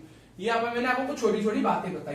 अब दूसरी बात आगे ये है कि अलग अलग इक्विपोटेंशियल सरफेस बनती है, जैसे कोई प्लस चार्ज और माइनस चार्ज का सिस्टम हो, दो माइनस चार्ज का सिस्टम हो। यहाँ पे समझ रहे हो मेरी बात, यहाँ पे अपन ने जनरल पॉजिटिव चार्ज लिए है ना सब पे, समझ रहे हो। अब यहाँ पे मेरी बात समझो, तो प्लस माइनस चार्ज से एक सिस्टम बनता है, दो सेम नेचर के चार्ज हैं, तो उनसे जो इक्विपोटेंशियल सरफेस बनेगी वो पढ़ेंगे। मैंने आपको ओवरव्यू दे दिया। आगे बढ़ते हैं, अब पढ़ते हैं प्रॉपर्टीज ऑफ इक्विपोटेंशियल सरफेस। हमने पढ़ ली इक्विपोटेंशियल सरफेस का मीनिंग, या कुछ अपन ने देख भी ली इक्विपोटेंशियल सरफेसेस। अब उनकी प्रॉपर्टीज क्या होती है, देखो मैंने ये तो बताया दो पॉइंट्स के बीच का पोटेंशियल डिफरेंस जीरो होता है इक्विपोटेंशियल सरफेस पे। तो ये कोई भी अगर आप इक्विपोटेंशियल सरफेस, जैसे मान लो ये कोई भी इक्विपोटेंशियल सरफेस है, तो दो पॉइंट के बीच में कोई पोटेंशियल डिफरेंस तो होगा ही नहीं ना, कुछ दोनों पॉइंट सेम पोटेंशियल डिफरेंस पे होंगे। एक कंसेंट्रिक कोई सी भी जैसे सिलेंड्रिकल उठा लो, कोई सी भी देख लो, थ्रू आउट एक इक्विपोटेंशियल सरफेस कोई सी भी ले लो, जैसे सिलेंडर पड़े अपने, सिलेंडर वाली इक्विपोटेंशियल सरफेस, उनमें से कोई सा भी एक सिलेंडर उठा लो, वो सिलेंड्रिकल इक्विपोटेंशियल सरफेस पे कोई भी पॉइंट पे पोटेंशियल डिफरेंस होगा ही नहीं ना, जीरो होगा। या कोई भी इक्विपोटेंशियल सरफेस थ्रू आउट एक इक्विपोटेंशियल सरफेसेस पे कभी पोटेंशियल डिफरेंस नहीं होता, ठीक है, जीरो होता है। मैं दो इक्विपोटेंशियल सरफेस नहीं कह रहा हूं, एक ही इक्विपोटेंशियल सरफेसेस के अंतर्गत सारे मतलब पोटेंशियल डिफरेंस कुछ रहता ही नहीं, क्योंकि सब सेम पोटेंशियल पे होते हैं। नो, अब देखो अपन ने, मैंने आपको ये इसके पहले थोड़ा सा पहले एक चीज पढ़ाई थी कि डेल्टा वी के फॉर्मूले होते हैं, एक work external into charge, work external into charge की पोटेंशियल होता है वर्क अपॉन, सॉरी उल्टा लिख दिया, एक सेकेंड। वर्क एक्सटर्नल का कैसा, वर्क एक्सटर्नल का फॉर्मूला होता है डेल्टा वी इनटू चार्ज, तो पोटेंशियल होता है वर्क अपॉन चार्ज, ठीक है। तो यहाँ पे डेल्टा वी तो जीरो है ना, चेंज इन पोटेंशियल है ही नहीं, तो इक्विपोटेंशियल सरफेस पे अगर मुझे किसी चार्ज को मूव करना है तो मुझे कोई वर्क डन करना ही नहीं पड़ेगा, क्योंकि डेल्टा भी जीरो है, तो वर्क डन भी तो जीरो हो गया। या अगर work done by electrostatic force पूछ लो तो माइनस का डेल्टा भी इंटू क्यू होगा, वो भी जीरो होगा। डेल्टा भी तो क्योंकि जीरो ही है ना, और क्यू चार्ज कौन सा है जिसको अपन मूव करा रहे हैं, डेल्टा भी जीरो है, तो यहाँ पे वर्क डन जीरो होगा। अरे इलेक्ट्रोस्टैटिक फोर्स तो कंटिन्यूअसली काम करोगे कि इक्विपोटेंशियल सरफेस किसी चार्ज के अराउंड ही बनेगी ना, चाहे लाइन चार्ज हो, चाहे हमारा इलेक्ट्रिक फील्ड हो। इलेक्ट्रिक फील्ड भी तो होती है कुछ ना कुछ, इलेक्ट्रिक फील्ड का भी क्या होगा, वो भी इलेक्ट्रोस्टैटिक फोर्स लगा रही होगी कुछ ना कुछ चार्ज के अराउंड, जो इक्विपोटेंशियल सरफेस होगी पॉइंट चार्ज, जो लाइन चार्ज है उसके अराउंड जो इक्विपोटेंशियल सरफेस होगी, तो वो भी अपना अपना जिस चार्ज को मैं लेके आऊंगा उस पर इलेक्ट्रोस्टैटिक फोर्स लगाएगी। लेकिन वो चार्ज अगर कुछ भी लगा ऐसा फोर्स, क्योंकि इलेक्ट्रिक फील्ड में अगर मैं कोई चार्ज को लेके आऊंगा उस पर इलेक्ट्रोस्टैटिक फोर्स लगेगा, जो थर्ड वाला फिगर था अपना, सेकंड वाला जो फिगर था सिलेंड्रिकल, फर्स्ट वाला जो स्फेरिकल था, सब पे कोई चार्ज को लेके आऊंगा तो कुछ ना कुछ उस पर फोर्स लगेगी, तो उसके द्वारा भी वर्क डन जीरो होगा, ठीक है। Third point, electric field is always perpendicular to an equipotential surface at every point. तो इक्विपोटेंशियल सरफेस से जो इलेक्ट्रिक फील्ड निकलती है ना, वो हमेशा उसके परपेंडिकुलर होती है, समझ लो, चाहे कोई भी टाइप की हो, इक्विपोटेंशियल सरफेस से इलेक्ट्रिक फील्ड हमेशा परपेंडिकुलर होती है। इसको मैं आपको वेरीफाई भी करके बताऊंगा, इक्विपोटेंशियल सरफेस से हमारी इलेक्ट्रिक फील्ड परपेंडिकुलर। अब आगे बढ़ो, इक्विपोटेंशियल सरफेस कभी एक दूसरे को इंटरसेक्ट नहीं करती। मान लेते हैं, जैसे मान लो ये आपकी इक्विपोटेंशियल सरफेस है, कोई भी रफ फिगर में बना जिसमें 25 वोल्ट पोटेंशियल है, यानी हर एक पॉइंट का पोटेंशियल इसमें 25 वोल्ट ही होगा, समझ लो, हर एक पॉइंट का। एक रफ मैंने फिगर लिया, दूसरी पोटेंशियल है आपके पास 18 वोल्ट की, इसमें सारे पॉइंट का पोटेंशियल 18 वोल्ट होगा। तो थ्रू आउट एक पोटेंशियल, जो एक इक्विपोटेंशियल सरफेस है, सारे पॉइंट का पोटेंशियल 25 वोल्ट है, तो कोई डिफरेंस होगा ही नहीं। और इसमें भी सबका अगर 18 वोल्ट है तो किसी में डिफरेंस होगा ही नहीं पोटेंशियल का। लेकिन अगर मान लो ये कभी डिफरेंस एक दूसरे को इंटरसेक्ट कर दे, तो इस पॉइंट पे 25 वोल्ट होगा कि 18 वोल्ट, तो एक पॉइंट पे दो पोटेंशियल कैसे हो सकते हैं कि इसके हिसाब से 25 होना चाहिए, इसके हिसाब से 18, एक पॉइंट पे दो पोटेंशियल हो नहीं सकते, इसलिए कभी इंटरसेक्ट नहीं करती। If they do so, there are two potential at a point not possible.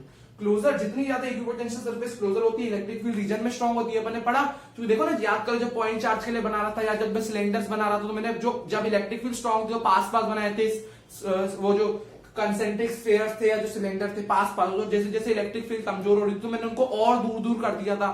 तो वही बात है, जितनी ज्यादा इलेक्ट्रिक फील्ड स्ट्रांग होगी, अपनी क्लोजर इक्विपोटेंशियल सरफेसेस बनेगी, वहां पे पास पास बनेगी, ठीक है। और ये तो और वो यूनिफॉर्म इलेक्ट्रिक फील्ड में तो वो तो अलग केस है भाई, उसमें तो इलेक्ट्रिक फील्ड यूनिफॉर्म है, उसमें दूर दूर क्यों होगी, उसमें क्या होगा, सब पे इलेक्ट्रिक फील्ड के बीच की डिस्टेंस, मतलब वो क्या है, एकदम यूनिफॉर्म इलेक्ट्रिक फील्ड है ना, तो उसमें इलेक्ट्रिक फील्ड का वेरिएशन ही नहीं है। तो इलेक्ट्रिक फील्ड दूर पास की कोई बात ही नहीं, सब यूनिफॉर्म है, इसलिए उसमें शीट्स पास पास एक तो सेम दूरी पे थी, मतलब सेम दूरी पे। लेकिन अपन ने जो सिलेंडर बनाया था या कंसेंट्रिक स्फीयर, तो उसमें अपन ने जो पास पास बनाई थी जब इलेक्ट्रिक फील्ड स्ट्रांग थी, और जब दूर जा रहे थे मैंने दूर दूर कर दिए थे, तो ये वही पॉइंट है, ठीक है, नोट कर लो। अब मैंने बोला ना ये परपेंडिकुलर वाला पॉइंट मैं आपको वेरीफाई करके बताता हूँ। पहली बात तो कि परपेंडिकुलर क्यों होती है उसकी आप सारे पॉइंट्स देख लो, नोट कर लो। अब वो परपेंडिकुलर क्यों होती है आप बोलोगे कि भाई इलेक्ट्रिक फील्ड हमेशा इक्विपोटेंशियल सरफेस से परपेंडिकुलर क्यों निकलती है, तो मैं उसका आपको एक हल्का सा वेरिफिकेशन देता हूँ। देखो कैसे करोगे इसको प्रूव। लेट अस से आपकी ये कोई इक्विपोटेंशियल सरफेस है, मान लो कंसेंट्रिक वाली की। जनरल अपन कंसेंट्रिक से स्टडी करते हैं क्योंकि वेरीफाई कर रहे हैं अपन चीजों को, ताकि आपको मन को ऐसा लगे कि भाई हमने हाँ इसका वेरिफिकेशन भी समझा है, सिर्फ याद नहीं करा, तो आपको ही पता होना चाहिए। ठीक है जी। अब मान लेते हैं इस इक्विपोटेंशियल सरफेस पे मैंने दो कोई पॉइंट्स ले लिए और दोनों पॉइंट्स की दूरी छोटी सी मतलब डेल्टा एक्स की दूरी है ना, डेल्टा एक्स की दूरी है दोनों के पॉइंट्स के बीच में, है ना। अरे समझ रहे हो मेरी बात, डेल्टा एक्स है ना, मतलब कोई छोटी दूरी है। यहाँ पे आप सब डेल्टा को लिखा है, ठीक है ना। तो आप यहाँ पे अपन कौन सा वो तो मतलब नॉर्मल में दूरी को बता रहा हूँ। तो डेल्टा वी का फॉर्मूला क्या होता है, माइनस का E del x cos theta. ये मैंने आपको बताया डॉट प्रोडक्ट में भी लिख सकते हैं इसको, है ना, मैंने बताया था डॉट प्रोडक्ट में भी लिख सकते हैं। ठीक है, इलेक्ट्रिक फील्ड होती है माइनस का delta we by delta x, लेकिन कॉस में क्यों, क्योंकि स्केलर क्वांटिटी डॉट प्रोडक्ट से लिख सकते हैं, ये अपन पढ़ चुके हैं। ठीक है, डेल्टा एक्स अभी आप समझो कि इन दोनों के बीच या आप समझ लो मेरी बात, आप इनकी दूरी बहुत कम है तो आप क्या लिखते हैं, डीएक्स लिखते हैं, और दूरी इतनी छोटी नहीं है तो मैंने डेल्टा एक्स लिख दिया। ठीक है, तो उसमें आपको वैसे भी वेरीफाई करना है, मतलब इसमें कोई गलत नहीं है। ठीक है, अब डेल्टा एक्स क्या है आपके पास, अब दोनों पॉइंट के बीच में कोई पोटेंशियल डिफरेंस होगा ही नहीं क्योंकि दोनों एक ही पोटेंशियल सरफेस के पार्ट है। जीरो कर दो, माइनस का E del x cos theta, और -1 भी वहां जाके खत्म हो जाएगा, तो E del x cos theta आपका 0 के बराबर आ गया। अब मेरी बात समझो, यहाँ पे इलेक्ट्रिक फील्ड तो 0 होगी, मान लो बीच में कोई सेंट्रल चार्ज होगा तो वो तो अपनी इलेक्ट्रिक फील्ड कंटिन्यूअसली बना ही रहा होगा। भाई कैसे, इक्विपोटेंशियल सरफेस बनी हुई है तो कुछ ना कुछ इलेक्ट्रिक फील्ड तो होगी। अरे इलेक्ट्रिक फील्ड के बिना, अरे इलेक्ट्रिक फील्ड तो होगी ना वहां पे। ठीक है, मतलब इलेक्ट्रिक फील्ड कैसे 0 होगी, और डेल्टा एक्स कुछ ना कुछ दूरी तो है इनके बीच में, दूरी तो 0 मैंने बोला ही नहीं, दूरी तो कुछ ना कुछ है। और मतलब क्या है, ये पूरी क्वांटिटी अगर 0 हो रही है तो इसके कारण हो रही होगी, तो means this implies that cos theta is 0, और cos थीटा 0 कब होता है, थीटा 90 पे। यानी आप समझ रहे हो मेरी बात। और ये क्या लिखा था, E del x cos theta लिखा था मैंने, यानी इलेक्ट्रिक फील्ड और डेल एक्स के बीच का cos थीटा के, मतलब समझ रहे हो मेरी बात, ये cos थीटा किसके बीच का, थीटा एंगल आपका ई और डेल एक्स के बीच का होना चाहिए। थीटा एंगल जो साथ में लिखा है इसके, उन्हीं के बीच का एंगल होगा ना, जिसके साथ cos थीटा लिखा है, ई और डेल एक्स के बीच का एंगल होगा। तो इलेक्ट्रिक फील्ड मान लो इसकी ऐसे निकल रही है और डेल एक्स इसका ऐसे, ये डेल एक्स है, तो इलेक्ट्रिक फील्ड और डेल एक्स आपस में 90 हो गए, है ना।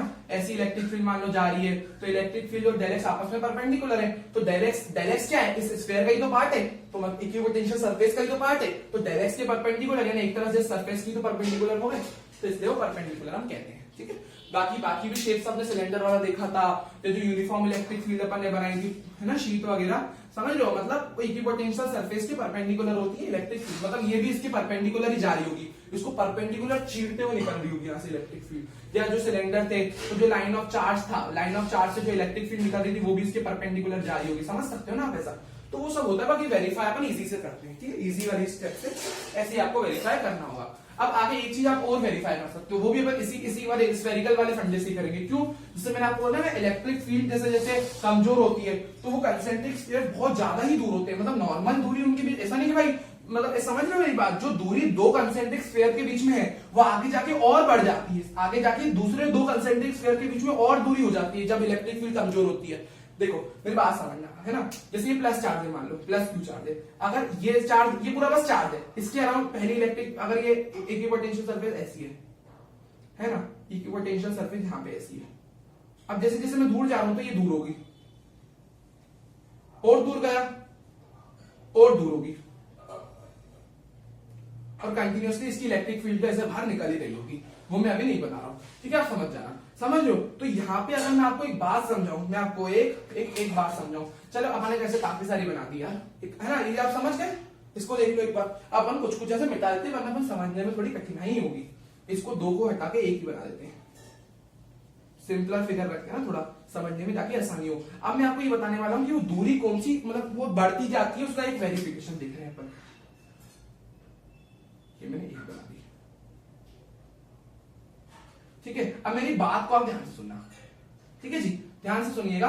अब मेरी बात समझो, ये इन दोनों के बीच की लेटेस्ट से जो दूरी है एक ही हो गया, ये मान लो आपकी, ये तो चार्ज है, यहां तक ही गोला जो है ना चार्ज का ही गोला है, मतलब इतना पूरा चार्ज है ये पहली इक्विपोटेंशियल सरफेस है, मैं नंबर दे रहा हूं ताकि आसानी हो, ये दूसरी है और ये तीसरी है, तीन इक्विपोटेंशियल सरफेस मैंने बनाई है यहाँ पे। और ये जो है, ये पहली इक्विपोटेंशियल सरफेस तो यही है ना, ये फर्स्ट है, ये फर्स्ट है ना, ये फर्स्ट है, तो ये डेल्टा आर है बिटवीन फर्स्ट एंड सेकंड, यानी पहली और दो इक्विपोटेंशियल सरफेसेस के बीच की दूरी है। ये ये डेल्टा आर है दूसरी और तीसरी के बीच में, तो दूसरी और तीसरी के बीच की दूरी है। एक और बना लो, है ना, समझ जाना, ये और दूर से ऐसे निकलेगी, और ये आपकी दूरी है, ये तीसरी हो गई, ये चौथी है, तो डेल्टा आर तीसरी और चौथी के बीच की दूरी। समझ गए इतना? ये दूरियों को मैंने बनाया। अब मैं प्रूफ करने वाला हूं कि दूरी ये वाली सबसे बड़ी होगी, ये सब इन दोनों की दूरी सबसे बड़ी होगी, इन दोनों की उससे कम होगी, इसकी इससे कम होगी। और मान लेते हैं पहली की पोटेंशियल सरफेस पे 100 वोल्ट का पोटेंशियल है सारे पॉइंट का, फिर दूसरी वाली में 80 वोल्ट का है। इसको वेरीफाई करने के लिए आपको यही मानना पड़ेगा। वैसे अगर वेरीफाई अगर आपको करना हो तो ऐसा लिखने की जरूरत नहीं, और आप कह देना, मतलब लाइक एग्जांपल लेके आप वैसे समझ सकते हो ना, इसको समझ सकते हैं एग्जांपल लेके, क्या दिक्कत है, इसमें 40 वोल्ट है, ठीक है, आप ऐसे समझना। इसको वेरीफाई करना है ना, तो आपको ये मान के चलना पड़ेगा कि इसमें जो घट रहा है पोटेंशियल वो यूनिफॉर्मली घट रहा है, 20 वोल्ट 20 वोल्ट 20 वोल्ट 20 वोल्ट, और जनरल आप समझ सकते हो कि यूनिफॉर्मली घटेगा वो। वेरीफाई करने के लिए अपन उसको ऐसे करते हैं, ठीक है, नोट कर लो इतना। अब आगे मैं आपको ये समझा रहा हूं कि यहाँ पे आप समझो डेल्टा वी, ये 100 वोल्ट क्या है, 100 वोल्ट किसके बीच का है, delta we between 1 and 2, delta we between 1 and 2 है ना, 1 एंड 2 के बीच में पोटेंशियल डिफरेंस कितना हो गया, 1 का 100 वोल्ट है, 2 का 80 वोल्ट है, पहले वाली का 100 वोल्ट है, दूसरी का 80 वोल्ट है, दोनों के बीच का, पहले और दूसरे के बीच का डिफरेंस कितना हुआ, 100 और 80 के बीच का 20 वोल्ट। यही हमारा बराबर होगा डेल्टा वी 23 के बीच में, ये बराबर होगा डेल्टा वी 34 के बीच में। क्यों? अब 23 के बीच में 80 और 60 के बीच का 20 हो गया, तो दूसरी और तीसरी के बीच का पोटेंशियल डिफरेंस भी 20 हो गया, तीसरी और चौथी 60 और 40 के बीच का डिफरेंस अगेन 20 वोल्ट हो गया।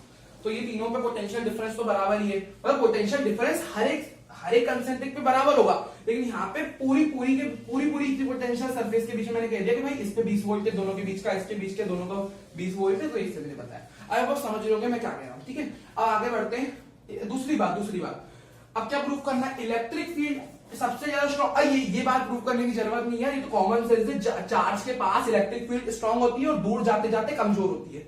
इलेक्ट्रिक फील्ड दूर जैसे जैसे जाएगी कमजोर होगी ना, कॉमन सेंस। अब सिंपल सा फंडा है, इलेक्ट्रिक फील्ड 1-2 वाले रीजन में सबसे ज्यादा स्ट्रॉन्गर होगी, सबसे पास है क्योंकि चार्ज के, फिर उससे कम होगी 2-3 वाले रीजन में स्ट्रॉन्गर, और सबसे कम स्ट्रॉन्गर होगी 3-4 क्योंकि चार्ज से सबसे दूर है, तो इलेक्ट्रिक फील्ड उसमें सबसे कमजोर होगी। समझ गए? अब इलेक्ट्रिक फील्ड पोटेंशियल होता है, इलेक्ट्रिक फील्ड होता है delta we by delta x. आप बोलोगे माइनस भी आता है, बट माइनस भी दिखाता है कि इलेक्ट्रिक फील्ड की डायरेक्शन में पोटेंशियल गिरता है। हमको यहाँ पे उसका कोई यूज ही नहीं पोटेंशियल का, पोटेंशियल गिरता है हमको वो यहाँ पे नहीं देखना, तो हमको यहाँ पे मतलब सिर्फ क्या है, मतलब सिर्फ ये फॉर्मूला है, तो हम मैग्नीट्यूड लेके चलेंगे क्योंकि वेरीफाई कर रहे हैं, उसका हमको काम भी नहीं कि पोटेंशियल गिरता है, वो हमको नहीं जानना है यहाँ पे। तो अपन क्या करेंगे, डायरेक्ट इसकी जगह क्या लिख सकता हूँ, डेल्टा वी 1-2 क्योंकि 1-2 रीजन है, बाय डेल्टा एक्स है दूरी है ना, यहाँ पे दूरी क्या है, डेल्टा आर 1-2 है, delta we 2-3 by delta R 2-3, delta we 3-4 by delta R 3-4। अरे ये तो मैं बता चुका हूं, डेल्टा वी सबके लिए सेम है, कट जाएगा, ठीक है। यानी आपके पास आ गया 1 delta R 2-3 is greater than 1 delta R, sorry 2-3 नहीं 1-2, पहले 1-2, ठीक है, पहले 1-2 आएगा, delta R 1-2 delta R 2-3 is greater than 1 delta R 3-4। अब इनइक्वालिटी को अब सारे सबको आप रिवर्स करना चाहते हो, सबको उल्टा करोगे तो इनइक्वालिटी पलट जाती है। अरे अब बोलते हो कि भाई 2-1 से बड़ा है, दोनों को उल्टा करोगे, इसको उल्टा करने में तो खैर 1 ही रहेगा, इसको उल्टा करने में 1/2 होगा, तो 1/2 का बड़ा होता है क्या 1 से, नहीं, इनइक्वालिटी पलटेगी, 1 की तरफ मुंह आ जाएगा, तो रिवर्स करोगे तो इनइक्वालिटी पलटती है ना। Delta R 2-3 is greater than delta R 3-4, समझ गए? डेल्टा आर 3-4 प्रूव हो गया, सबसे बड़ा डेल्टा आर 3-4 है, फिर डेल्टा आर 2-3 और सबसे छोटा डेल्टा आर 1-2 है। तो जैसे जैसे दूर जाओगे तो डेल्टा आर आपका बढ़ता जा रहा है, देखो सबसे ज्यादा ही दूर वाला है, प्रूव कर दिया, 3-4 वाला सबसे बड़ा है, 3-4 आपका सबसे बड़ा है। ये नोट कर रहे, वेरिफिकेशन था हमारे पास। ओके, सो आगे बढ़ते हैं, अगला अपना टॉपिक है equipotential surface for electric dipole. Electric dipole की इक्विपोटेंशियल सरफेस ऊपर वाली है और नीचे वाली अपन ने 2 लाइक चार्जेस के लिए लिख लेना, equipotential surfaces for like charges. और वैसे यहाँ पे आप 2 नेगेटिव वाले चार्जेस भी लेते ना, तो पता है क्या होता, वैसे यहाँ पे मैंने 2 पॉजिटिव के लिए बनाया है, 2 पॉजिटिव के लिए बनाया है, 2 नेगेटिव में कुछ नहीं होता, बस इलेक्ट्रिक फील्ड की डायरेक्शन अपोजिट हो जाती है, यानी एरो बाहर निकलता हुआ है तो उसमें दोनों में क्या हो जाता, अंदर आता हुआ दिख जाता, लेकिन पैटर्न यही बनता। देखो क्यों, पहले नीचे वाले समझ लेते हैं। समझ रहे हो, जैसे जहां जहां इलेक्ट्रिक फील्ड स्ट्रॉन्ग होगी वहां वहां इक्विपोटेंशियल सरफेस पास होगी। तो देखो यहाँ इसके सेंटर पे एक दूसरे को रिपल्शन कर रहे हो ना, सेंटर पे आपका ऐसा, ये इस क्वेश्चन आप समझना, ऐसे क्वेश्चन भी पूछ सकते हैं कि जब दो लाइक चार्जेस होते हैं ना, उनकी रिपल्सिव इलेक्ट्रिक फील्ड बनती है, दोनों एक दूसरे को बहुत धक्का देते हैं यहाँ पे, तो बीच वाला रीजन ऐसा खाली सा बन जाता है और दोनों के मतलब ये इलेक्ट्रिक फील्ड यहाँ से दूर जाते हुए हमको नजर आती है। ये पैटर्न आपको याद रखना है। तो सेंटर पे इलेक्ट्रिक फील्ड बहुत कमजोर है, एक दूसरे को धक्का दे रहे हैं, तो सेंटर वाली इलेक्ट्रिक फील्ड दोनों के एक दूसरे को धक्का देने के कारण दूर दूर हो गई है सेंटर वाली इलेक्ट्रिक फील्ड, ठीक है। और यहाँ तो इनकी अपनी अपनी इलेक्ट्रिक फील्ड तो बहुत पास पास है, इसकी अपनी बहुत पास पास है, इसकी अपनी इलेक्ट्रिक फील्ड बहुत पास है, लेकिन सेंटर पे रिपल्शन के कारण इलेक्ट्रिक फील्ड दूर हो गई है। तो सेंटर पे देखो इक्विपोटेंशियल सरफेस दूर दूर है, देखो ये गैप देखो, ये गैप देखो, काफी थोड़ा ज्यादा गैप है ना, थोड़ा और अच्छे से बनाना आप, ठीक है। ये थोड़ा ना मैंने बोर्ड पे बनाया इसलिए। और यहाँ पे देखो पास पास इलेक्ट्रिक फील्ड है, यहाँ पे देखो पास पास है, ध्यान से देखो, दूर वाली पास पास है, देखो ये वाली पास पास है, ये वाली पास पास है, सेंटर पे गैप ज्यादा है। ये होता है लेक्चर। नेगेटिव भी लेते तो भी उसमें ये फंडा, तो नेगेटिव वाले भी तो एक दूसरे को रिपल करते, दोनों नेगेटिव, तो सेंटर पे वहां पे भी हल्की इलेक्ट्रिक फील्ड होती, दूर वाली थोड़ी स्ट्रांग होती, तो उधर भी दूर वाले में इक्विपोटेंशियल सरफेस पास बनती, सेंटर पे दूर बनती, सेम फंडा। ये स्ट्रांग यहाँ पे होगी, सेंटर पे वीक होगी, यहाँ पे स्ट्रांग इलेक्ट्रिक फील्ड है बाहर, ठीक है। ये ई है इलेक्ट्रिक फील्ड। अब देखो जब दो अपोजिट चार्जेस है, तो दो अपोजिट चार्जेस एक दूसरे को अट्रैक्ट करते हैं, कहने का मतलब, अरे वो भी छोड़ो, आपको इसकी इलेक्ट्रिक फील्ड का पैटर्न अपन ने फर्स्ट चैप्टर में पढ़ा था, प्लस से नेगेटिव की तरफ इलेक्ट्रिक फील्ड लाइन से मूव करती है, और इधर क्या होती है, अब कंपैरेटिवली बीच में देखो कितनी सारी इलेक्ट्रिक फील्ड आ गई, प्लस से माइनस कंटिन्यूअसली मूव करती है, तो यहाँ एक denser zone of electric field बन जाता है, प्लस से माइनस इलेक्ट्रिक फील्ड जाएगी, तो यहाँ पे स्ट्रॉन्ग इलेक्ट्रिक फील्ड बनेगी बीच में, ठीक है जी। अब बीच में स्ट्रॉन्ग बनेगी, लेकिन दूर तो उसके मुकाबले कमजोर हो गई। तो देखो सेंटर वाली जो यहाँ वाली इलेक्ट्रिक फील्ड लाइन है, यहाँ पे देख लो एक बार आप, जो सेंटर पे इलेक्ट्रिक फील्ड लाइन देखो कितनी पास पास है, जो इस वाली इस जो बीच वाला पूरा रीजन है ना, ई स्ट्रॉन्ग वाला, उधर वाली रीजन की इलेक्ट्रिक फील्ड लाइन देखो कितनी पास पास है, ये देखो, और दूर वाली देखो कितनी दूर दूर हो गई, ये गैप देखो, ये गैप देखो, ये वाली देखो कितना दूर दूर हो गई, सेंटर वाली पास पास है। तो ये डायग्राम्स काफी इंपॉर्टेंट है, अच्छे से याद रखना, जो मैंने पहले बताए थे, ये वाले बताए, इक्विपोटेंशियल सरफेस से डायग्राम बहुत पूछते हैं, ठीक है, देख लीजिए। अब अपन एक डेरिवेशन की तरफ बढ़ते हैं, जहां अपन पढ़ेंगे dipole in an uniform external electric field, है ना, या ये हेडिंग याद रखना, इस नाम से डेरिवेशन आ सकती है कि राइट, मतलब डेरिवेशन करनी होगी external dipole in uniform external electric field, uniform electric field external जो होगी उसमें कोई डायपोल रख दो, तो उसके लिए अपने को इलेक्ट्रिक फील्ड निकालनी है, और मतलब क्या, सॉरी, वर्क डन निकालना है, फिर उससे अपन पोटेंशियल एनर्जी निकालेंगे, सब कुछ निकालेंगे, आप देख लो। तो मैं हेडिंग डालता हूं, dipole in an external uniform electric field, ठीक है, ये अपने पास है। अब मेरी बात ध्यान देना, मैं फिगर बना रहा हूं, ठीक है, जैसे मान लो यूनिफॉर्म इलेक्ट्रिक फील्ड है, ये अपनी यूनिफॉर्म इलेक्ट्रिक फील्ड बढ़िया, सही है, ये मैं 3 दिखा रहा हूं लाइंस को, है ना, मतलब अभी मैंने ऐसा बनाया फिगर। अब डायपोल देखो, डायपोल कैसे रखा हुआ है, मान लो पहले डायपोल मेरा ऐसे रखा हुआ था, कैसे, ऐसे रखा हुआ था, ठीक है, डायपोल मान लो पहले ऐसे रखा था, जो कि इलेक्ट्रिक फील्ड के साथ θ1 एंगल पे था, इनिशियल एंगल, इलेक्ट्रिक फील्ड के साथ θ एंगल पे था, इलेक्ट्रिक फील्ड इस डायरेक्शन में जा रही है, ठीक है। अब मैंने डायपोल को थोड़ा यहां से उठाया, यहां नेगेटिव चार्ज था डायपोल का, ये दोनों, ये दूसरा पॉजिटिव चार्ज, और दोनों चार्जेस के बीच की दूरी 2 है, यही डायपोल को मैंने थोड़ा उठा के पीछे कर दिया, तो दूसरा एंगल मैंने यहां थोड़ा पीछे शिफ्ट कर दिया, वो मैंने कैसे कर दिया, तो घुमा के ऐसे रखा, तो मेरा ऐसे मैंने अगर घुमा के रखा तो डायपोल थोड़ा यहां आ गया, थोड़ा ऐसे आ गया, कैसे आ गया, ऐसे, और अब इसने θ2 एंगल बना लिया इलेक्ट्रिक फील्ड के साथ, थोड़ा सीधा बनाना स्केल से, ठीक है, समझ लो, पहले डायपोल ऐसे था, -q चार्ज अब यहाँ है, +q चार्ज अब यहाँ है, ठीक है। तो अब मैंने डायपोल को इसको ऐसे था, पकड़ा, ये ऐसे घुमा के ऐसे कर दिया, धक्का दे दिया उसको, उस साइड धक्का दिया, तो एंगल चेंज हो गया, अब एंगल बढ़ गया, दूसरा वाला, ध्यान से देखना, ठीक है। अब मेरी बात समझना, डायपोल को जब मैंने घुमाया होगा, एक मेरी बात आप दिल से बताना मेरे को, डायपोल क्या उधर आना चाहेगा, क्यों? अब यहाँ पे थोड़ी फीलिंग वाली बात है, आपको दिल से पूरा समझना पड़ेगा, इमेजिन करना, ये डायपोल का प्लस चार्ज है, ये डायपोल का माइनस चार्ज है। डायपोल अपन ने फर्स्ट चैप्टर में जब टॉर्क पढ़ा था डायपोल पे, तो डायपोल ऐसे रहना चाहता है, अगर ये इलेक्ट्रिक फील्ड है तो डायपोल का नेगेटिव चार्ज यहां रहना चाहता है, प्लस चार्ज यहां रहना चाहता है, ठीक है।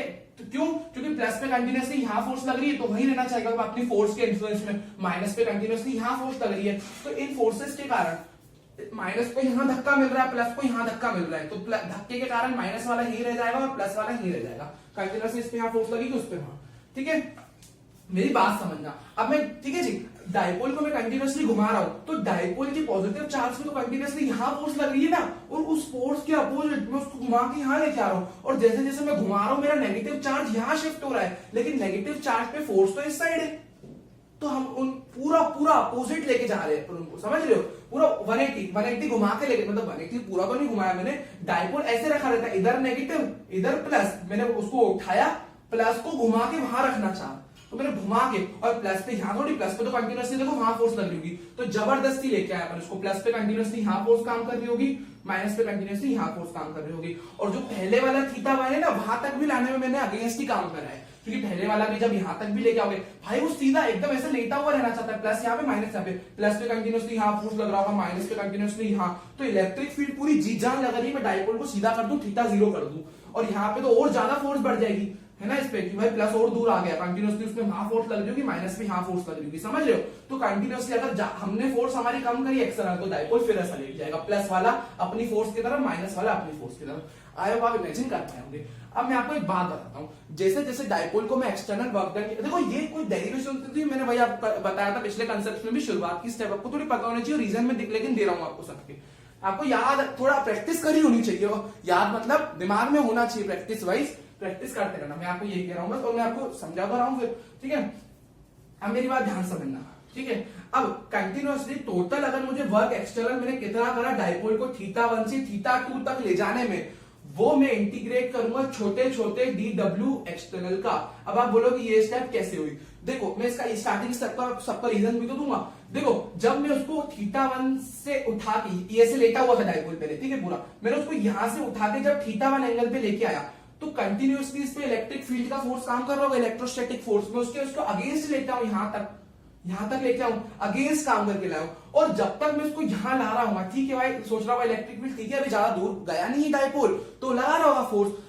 अब कब टेंशन में कब आएगा, मैं आपको ह्यूमन एक्सप्रेशन से समझा रहा हूं। अब दिक्कत कब होगी, जब इलेक्ट्रिक फील्ड से डायपोल और दूरी पे आ जाएगा, तो जब तक मैं जैसे जैसे इसको इलेक्ट्रिक फील्ड की डायरेक्शन से दूर लेके आऊंगा, तो इलेक्ट्रिक फील्ड सोचेगी अरे ये तो बहुत दूर जा रहा है, और फोर्स लगाओ, समझ लो, मतलब समझ लो, मैं बिल्कुल ही उसको अपोजिट लेके जा रहा हूं ना, बिल्कुल ही अपोजिट। तो जैसे जैसे दूर लेके जाऊंगा, तो और मुझे ताकत लगानी पड़ेगी भाई, पूरा ताकत से उसको दूर इलेक्ट्रिक फील्ड से पूरा दूर लेके जाने में। तो जब तक यहां ला रहा हूँ तो फोर्स थोड़ा कम लग रहा होगा, ठीक है, इलेक्ट्रिक फील्ड अभी ज्यादा दूर नहीं गया, दूर जाऊंगा तो और अगेंस्ट में फोर्स वहां पे रिपल्स, वहां पे पूरा फोर्स वहां काम करेगा, और मैं उसको खींच के यहां लेके आ रहा हूँ। तो जैसे जैसे दूर जाऊंगा, मैं फोर्स कंटिन्यूअसली पूरे पाथ में यहां से इसको यहां लेके आना चाह रहा हूँ, तो यहाँ पे कम फोर्स लगेगा, यहाँ थोड़ा आगे आऊंगा तो फोर्स बढ़ेगा।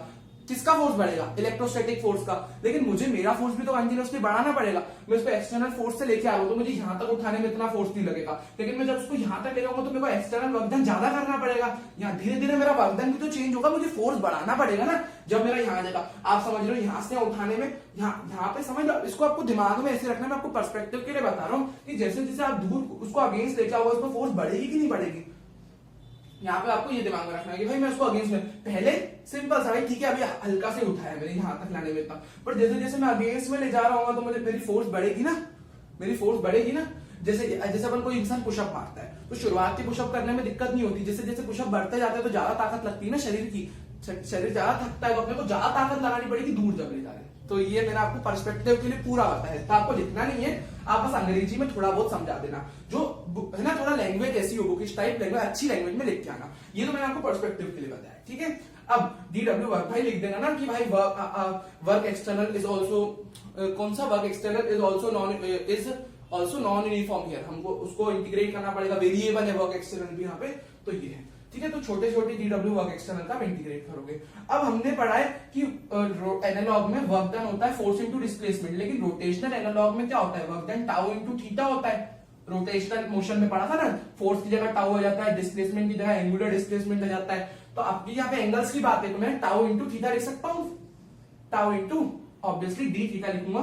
डी थीटा क्यों लिखूंगा, क्योंकि वर्क छोटा है तो टाउ डॉट डी थीटा आएगा, समझ गए आप, मेरी बात ध्यान समझना, ठीक है।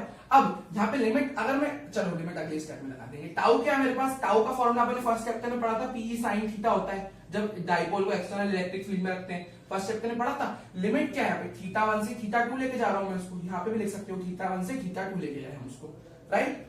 ये पूरा अपना इंटीग्रल बन गया, बस इसको सॉल्व करना है। समझ रहे हो? तो इसको, और हाँ ये जो टॉर्क होगा ना यहाँ पे वो भी यूनिफॉर्म नहीं होगा, क्योंकि भाई अगर यहाँ पे फोर्स नॉन यूनिफॉर्म मुझे लगाना पड़ रहा है तो टॉर्क भी कंटिन्यूअसली चेंज होगा, क्योंकि टॉर्क होता है PE sine theta, torque is dependent on theta. तो जैसे जैसे जैसे मेरा थीटा बढ़ता जाएगा, जैसे देखो प्रूफ देखो, जैसे जैसे थीटा बढ़ रहा है, जैसे जैसे थीटा बढ़ रहा है तो मुझे टॉर्क ज्यादा लगाना पड़ेगा, और टॉर्क मुझे ज्यादा लगाना पड़ेगा यानी मुझे वर्क डन ज्यादा करना पड़ेगा, वर्क डन ज्यादा करना पड़ेगा तो मुझे फोर्स ज्यादा लगानी पड़ेगी। तो जैसे जैसे थीटा बढ़ेगा, जैसे जैसे दूर आएगा तो मुझे क्या बना, टॉर्क ज्यादा लगाना, मतलब फोर्स ज्यादा लगाना पड़ेगा, तो टॉर्क भी बढ़ेगा। तो टॉर्क में हमें वेरिएबल नहीं, जैसे जैसे दूर लेके आऊंगा एंगल बढ़ेगा, टॉर्क भी बढ़ेगा, क्योंकि साइन जैसे जैसे एंगल बढ़ता है वैसे वैसे साइन बढ़ता है, साइन बढ़ेगा तो पूरा टॉर्क बढ़ेगा।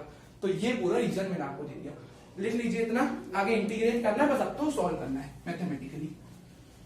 अब मेरी बात आप ध्यान समझना, इसको इंटीग्रेट कैसे करेंगे। यहाँ पे आपको पता होना चाहिए कि साइन का इंटीग्रेशन होता है माइनस का कॉस थीटा, साइन का इंटीग्रेशन क्या होता है, माइनस का कॉस थीटा। अब वो आप इंटीग्रेट करना, फिर लिमिट लगा देना। ये देखो अब वर्क डन क्या होता है, पी साइन थीटा, मतलब यहाँ पे मतलब ये टाउ की जगह अपन ने लिखा, अगर आप पी को बाहर कॉमन ले लो, इलेक्ट्रिक फील्ड यूनिफॉर्म है और डायपोल मूवमेंट भी इसका जो होगा, हम कह रहे हैं कि भाई क्यू इंटू टू है, क्यू सेम डायपोल मूवमेंट, तो और दोनों के बीच की डिस्टेंस भी इधर भी 2 रहेगी इधर भी 2 रहेगी, और चार्ज दोनों सेम है, इधर चार्ज, डायपोल मूवमेंट का मैग्नीट्यूड भी चेंज, डायपोल मूवमेंट भी क्यों ही चेंज होगा यहाँ पे मैग्नीट्यूड, और उसकी डायरेक्शन भी प्लस से माइनस ही रहेगी हमेशा। मतलब डायरेक्शन की यहाँ पे हम बात नहीं कर रहे हैं, वो उसका उतना वैसे अपने बात नहीं करनी चाहिए यहाँ पे डायरेक्शन की, लेकिन उसका जो डायपोल मूवमेंट है, अरे वो तो सेम ही रहेगा ना, क्यू इंटू टू लगाओ आप, तो वो तो सेम, क्यू तो क्यू रहेगा, इधर चार्ज जो 2a भी तो सेम ही है, यहाँ डिस्टेंस थोड़ा ना बदल जाएगी, मैं उसको भूल गया तो, और इलेक्ट्रिक फील्ड तो यूनिफॉर्म है ही। और इंटीग्रेशन आप कर रहे हो sine theta dot D theta का, अंदर थीटा 1 से थीटा 2, समझ गए। पीई साइन थीटा का इंटीग्रेशन होता है माइनस का कॉस थीटा, लिख लेना साइड में, ठीक है जी, थीटा 1 से थीटा 2, आप माइनस को बाहर ले लीजिए, माइनस का PE cos theta 2 minus cos theta 1, limit डाल दी मैंने, माइनस को बाहर लेके लिमिट डाल दी, समझ गए। हाँ ठीक है जी। अब एक काम करो, ये क्या है आपका वर्क एक्सटर्नल आया, अब आपको फॉर्मूला ऐसे अच्छा नहीं लग रहा है, बाहर माइनस है तो बाहर वाले माइनस को प्लस करना पड़ेगा, अच्छा नहीं लग रहा अपने को, तो हम क्या करेंगे, ये वाले माइनस को अंदर दे देंगे, माइनस को अंदर दोगे तो अंदर के साइन पलट जाएंगे, ये माइनस माइनस प्लस हो जाएगा, ये वाला माइनस हो जाएगा, तो P cos theta 1 initial angle है डायपोल का, और थीटा 2 पूछ बोले आपके वर्क डन निकालो, डायपोल को अनस्टेबल इक्विलिब्रियम से अनस्टेबल इक्विलिब्रियम ले जाना है, तो स्टेबल में थीटा 0 होता है, अनस्टेबल इक्विलिब्रियम में थीटा क्या होता है, 180 डिग्री होता है। टॉर्क के लिए बता रहा हूँ ये चीज मैं आपको, टॉर्क में क्या होता है, यही तो मतलब समझ, टॉर्क नहीं, हाँ टॉर्क में भी 180 हो जाता था तो अनस्टेबल इक्विलिब्रियम हो जाता था ना, तो वो ठीक, वो तो खैर क्वेश्चंस की बात है, ठीक है, बट हाँ वो आपको मैं आगे अब और समझाता हूँ। यहाँ पे ये तो वर्क का फॉर्मूला आ गया, वर्क एक्सटर्नल आपका इसके बराबर है, फिलहाल में खैर अपन क्वेश्चंस तो नहीं कर रहे हैं, बट मैं आपको कंसेप्ट ही बता रहा हूँ कि वर्क एक्सटर्नल का फॉर्मूला आया, तो क्वेश्चन में आपसे पूछे ना वर्क डन निकालो, डायपोल को मैंने इस एंगल से उस एंगल पे कर दिया है ना, ये मतलब ऐसे समझ रहे हो आप, तो आपको उस तरह पता होना चाहिए कि इस एंगल से आप इस एंगल पे करोगे तो ये इनिशियल एंगल है जहां से करा, और ये फाइनल जहां तक अपन लेके गए, तो ये दो वाले एंगल होंगे, ठीक है। अब उसके बाद अगली बात ये रहेगी कि ये फिगर को हटा दें, और अब यहां से पोटेंशियल एनर्जी का फॉर्मूला भी निकाल सकते हो, ये तो अपन ने वर्क डन का निकाला, याद रखना ये work done by external force है ना, क्योंकि इंटीग्रेट अपन ने उसी को ही करा था, तो वर्क एक्सटर्नल निकालता है और वर्क इलेक्ट्रोस्टैटिक उसका नेगेटिव होता है, राइट। और हाँ अब मेरी बात समझ ध्यान से, अब मैं आपको एक चीज बताऊं, जैसे हाँ डेल्टा यू आपको हमें कहीं पे निकालना होगा, कैसे निकालेंगे, हाँ अब इस वाले लाइन को देखो, यहाँ पे थीटा 1 से थीटा 2 माइनस का ये होता है, इसको देखोगे अगर आप तो वर्क एक्सटर्नल होता है। अब यहाँ पे आपको अगर पोटेंशियल एनर्जी निकालनी है बीच पर, तो यहाँ पे बीच में से कहीं से आपको पोटेंशियल एनर्जी निकालनी है, तो कैसे निकालोगे, वर्क ये वाली स्टेप को उठाओ पोटेंशियल एनर्जी निकालने के लिए, माइनस का PE cos theta 2 minus cos theta 1, ये मैंने वर्क एक्सटर्नल आपको फॉर्मूला वर्क एक्सटर्नल का बताया, लेकिन आपको यहाँ पे आप इससे सॉल्व कर सकते हो, या तो आपको पोटेंशियल एनर्जी से सॉल्व करना हो तो पोटेंशियल एनर्जी का फॉर्मूला भी मैं आपको बता देता हूँ, ये वाली डेरिवेशन से आप पोटेंशियल एनर्जी भी निकाल सकते हो, कैसे निकालोगे देखना मेरी बात ध्यान से। अब वर्क एक्सटर्नल को क्या लिख सकते हो, डेल्टा यू लिख सकते हो, क्यों, अब ये डेल्टा यू कैसे लिखते हो, मैं इसको मैंने पहले भी आपको ये चीज बताई थी, बट रीजन भी बता देता हूँ, क्यों देखो ना, work done by electrostatic force conservative force है, तो वो माइनस का डेल्टा यू के बराबर हो जाएगा, इसलिए अपन work done by electrostatic force को माइनस का डेल्टा यू लिखते हैं, ये मैं आपको बता चुका हूँ, इसका रीजन अब दे रहा हूँ ठीक है। और वर्क डन जो इलेक्ट्रोस्टैटिक होता है, डेल्टा की हम 0 मान लेते हैं तब, तो work done by electrostatic force जब डेल्टा की 0 होता है, ये होता है दोनों एक दूसरे के नेगेटिव होते हैं, दोनों एक दूसरे के नेगेटिव होते हैं ना आपस में, तो अपोजिट साइन के होते हैं ना, ये माइनस से माइनस कर जाएगा, तो वर्क एक्सटर्नल पॉजिटिव का डेल्टा ही होता है, और ये कब होता है, क्योंकि यहाँ पे मैंने माना दोनों एक दूसरे के नेगेटिव कब होते हैं, जब डेल्टा के जीरो हो, तो मान के चलते जब डेल्टा के जीरो यानी उसको मतलब बोलते हैं चार्ज वगैरह को ले जाने में कोई काइनेटिक एनर्जी का चेंज नहीं आया, तब के लिए कंडीशन होती है। वैसे फॉर्मूला अपन जनरली यहाँ पे यूज करते ही है। तो वर्क एक्सटर्नल मेरा डेल्टा यू के बराबर ऐसे आता है कि इसको इसकी जगह वर्क एक्सटर्नल लिखोगे तो माइनस के साथ लिखोगे ना, तो क्योंकि work electrostatic is equal to minus का वर्क एक्सटर्नल, या work external is equal to minus का वर्क डन इलेक्ट्रोस्टैटिक, ये होता है। डेल्टा यू माइनस का माइनस का दिया, तो वर्क एक्सटर्नल प्लस का डेल्टा यू होता है, तो वर्क एक्सटर्नल की जगह प्लस का डेल्टा यू लिख दिया। मान के चल सकते हैं डेल्टा काइनेटिक एनर्जी में हम कोई चेंज नहीं आ रहा है, डाइपोल को मैं बहुत धीरे धीरे लेके आ रहा हूँ, तो वेलोसिटी में कोई चेंज नहीं आने दे रहा हूँ, मैं यूनिफॉर्म वेलोसिटी से लेके आ रहा हूँ, वेलोसिटी में चेंज नहीं कर रहा हूँ। तो kinetic energy half m delta v square कल बताया था, पढ़ा था ना मतलब अपन ने, तो डेल्टा भी जीरो हो जाएगा, तो डेल्टा के भी जीरो है, तो मैं कंडीशन लगा सकता हूँ। ठीक है, मेरा रास्ता समझ गए होंगे ना, उसको धीरे धीरे लेके आ रहे, वेलोसिटी में चेंज नहीं कर रहा, तो कंडीशन लगा सकता हूँ। थीटा 2 माइनस कॉस थीटा 1, ये रीजन देख लो हमने क्यों लिखा है। अब आगे समझते हैं जल्दी से। अब मैं आपको एक चीज बताऊं, डेल्टा यू क्या होता है, you final minus U initial. अब यहाँ पे आप यू इनिशियल को जीरो नहीं खाओगे, याद करो यू इनिशियल मैंने कहा लिया था, जब मेरा डाइपोल थीटा 1 एंगल पे था, थीटा 1 एंगल पे था, तो मैंने कुछ अगेंस्ट काम करके उसको थीटा 1 तक लेके आया था। मैंने बोला था दोनों में आपने अगेंस्ट काम करा, याद करो। तो थीटा 1 मैंने अगेंस्ट काम करके लाया था, थीटा 1 तक भी, तो थीटा 1 पे भी कुछ ना कुछ एनर्जी होगी, तो you final minus U initial मतलब यू फाइनल और यू इनिशियल दोनों ही यहाँ पे कुछ ना कुछ होंगे, तो आप ऐसा नहीं कह सकते कि यू इनिशियल जीरो। ठीक है जी, तो डेल्टा यू का आप पूरा डेल्टा यू लिखोगे कोई भी, क्योंकि यहाँ पे कुछ जीरो नहीं है। ठीक है, माइनस का अपन क्या करते, खोलते और इनिशियल को जीरो लिख देते, P final you final minus U initial करके। वैसे यहाँ पे कोई ऐसा कुछ है नहीं, माइनस का पी कॉस, मैंने ब्रैकेट खोल रहा हूं, प्लस पी कॉस थीटा 1। ठीक है, अब मेरी बात ध्यान से सुनिएगा। अब इसको ओपन कर लो, क्योंकि मैं आपको पर्सपेक्टिव समझाना चाह रहा हूं। U2 यानी U final minus U initial. अब मेरी बात समझना, इसको डायरेक्ट प्लस ना लिख के आप इसको ऐसा लिख लो माइनस का, क्योंकि अपन यहाँ पे कंपेयर करने वाले, क्योंकि प्लस को आप ऐसे भी तो लिख सकते हो माइनस माइनस करके। अब मेरी बात ध्यान समझना है, बहुत प्यारी स्टेप है। ठीक है, माइनस का PE cos theta 2 minus of minus PE cos theta 1। अब यहां से कंपेयर करो, दूसरी वाली पोटेंशियल एनर्जी या जो भी पोटेंशियल एनर्जी उसका फॉर्मूला माइनस का पी कॉस थीटा 2, पहली वाली पोटेंशियल एनर्जी माइनस, तो ये देखो ये कंपेयर कर रहे हो ना, तो ये वाला माइनस को इग्नोर ही करोगे, ये दोनों देखो माइनस सेम सेम आ गए, ये दोनों माइनस सेम सेम आ गए, एकदम सेम है। U2 माइनस U1, ये U2 माइनस U1, समझ लो, ये U2, मेरी बात ध्यान समझना, U2 माइनस का U1 है ना, तो कंपेयर करो, तो U2 आपको यहां से मिल गया माइनस का पी कॉस थीटा 2 और U1 मिल गया माइनस का पी कॉस थीटा 1। तो जनरल फॉर्मूला थीटा 2 1 2 ना लिख के आप जनरल फॉर्मूला क्या कह सकते हो, माइनस का पी कॉस थीटा, यानी आपको पोटेंशियल का फॉर्मूला मिल गया पी कॉस थीटा, माइनस का P cos theta, potential energy का सॉरी, माइनस का पी कॉस थीटा, आपको एक जनरल फॉर्मूला मिल गया। नोट कर लो, इसके 3 केसेस देख के ये टॉपिक अपना कंप्लीट हो जाएगा। अब देखो पोटेंशियल एनर्जी आई है, तो 3 केसेस भी बन सकते हैं यहाँ पे। डाइपोल को मतलब जैसे मैं कह रहा हूं ना, स्टेबल इक्विलिब्रियम अनस्टेबल इक्विलिब्रियम, वो टॉर्क जब पढ़ा था तब तो अपन ने पढ़ा ही था, इसके लिए भी पढ़ सकते हैं। यू का फॉर्मूला आपके पास आया माइनस का पी कॉस थीटा, इसको मिटा देते हैं एक सेकंड। माइनस का पी कॉस थीटा आपके पास फॉर्मूला आया था, उसमें भी आप 3 केसेस को बना सकते हो।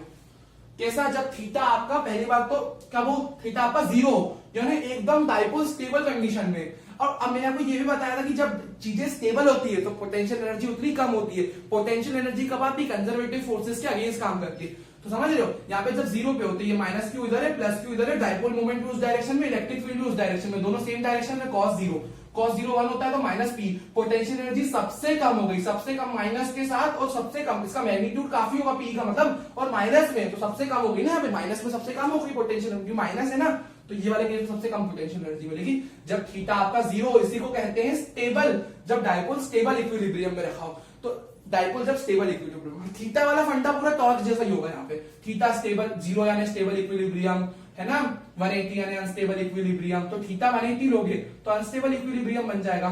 तो ये थीटा cos 180 माइनस 1 होता है, तो ये प्लस का पी हो जाएगा।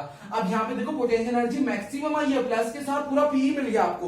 तो बड़ी पोटेंशियल एनर्जी क्यों आई है, क्योंकि 180 पे डाइपोल सबसे ज्यादा अनस्टेबल कंडीशन में होता है। 180 में मैंने पूरा उल्टा अपन ने जबरदस्ती घुमा के रख दिया, तो बहुत सारी पोटेंशियल एनर्जी उसमें आ जाएगी, इतना अगेंस्ट काम करा है तो। मैक्सिमम लिख देना, मैक्सिमम पोटेंशियल एनर्जी है, ये मिनिमम पोटेंशियल एनर्जी है, और 90 में एक दूसरा केस भी देख लो, पोटेंशियल एनर्जी आपको जीरो मिलती है, क्योंकि cos 90 मेरा जीरो होता है। तो मिनिमम यानी जीरो पोटेंशियल, मतलब मिनिमम तो उसको करके बिल्कुल जीरो पोटेंशियल एनर्जी आपको 90 में मिलती है जब थीटा 90 हो।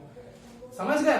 देखो ये पूरा फंडा है। तो अगर क्वेश्चन है डाइपोल को भाई वर्क डन निकालो in rotating it from initial stable equilibrium से अनस्टेबल लेके जाना है, तो आप उसको दो तरीके से कर सकते हो। या तो आप वर्क डन का डायरेक्ट फॉर्मूला लगा लो, आपको वर्क डन मिल जाएगा। या क्या करो, पोटेंशियल निकालो। मैंने माइनस का पी कॉस थीटा निकाला है, तो पहले इनिशियल पोटेंशियल निकाल लो जब वो स्टेबल इक्विलिब्रियम पे था, तो कॉस जीरो आ जाएगा।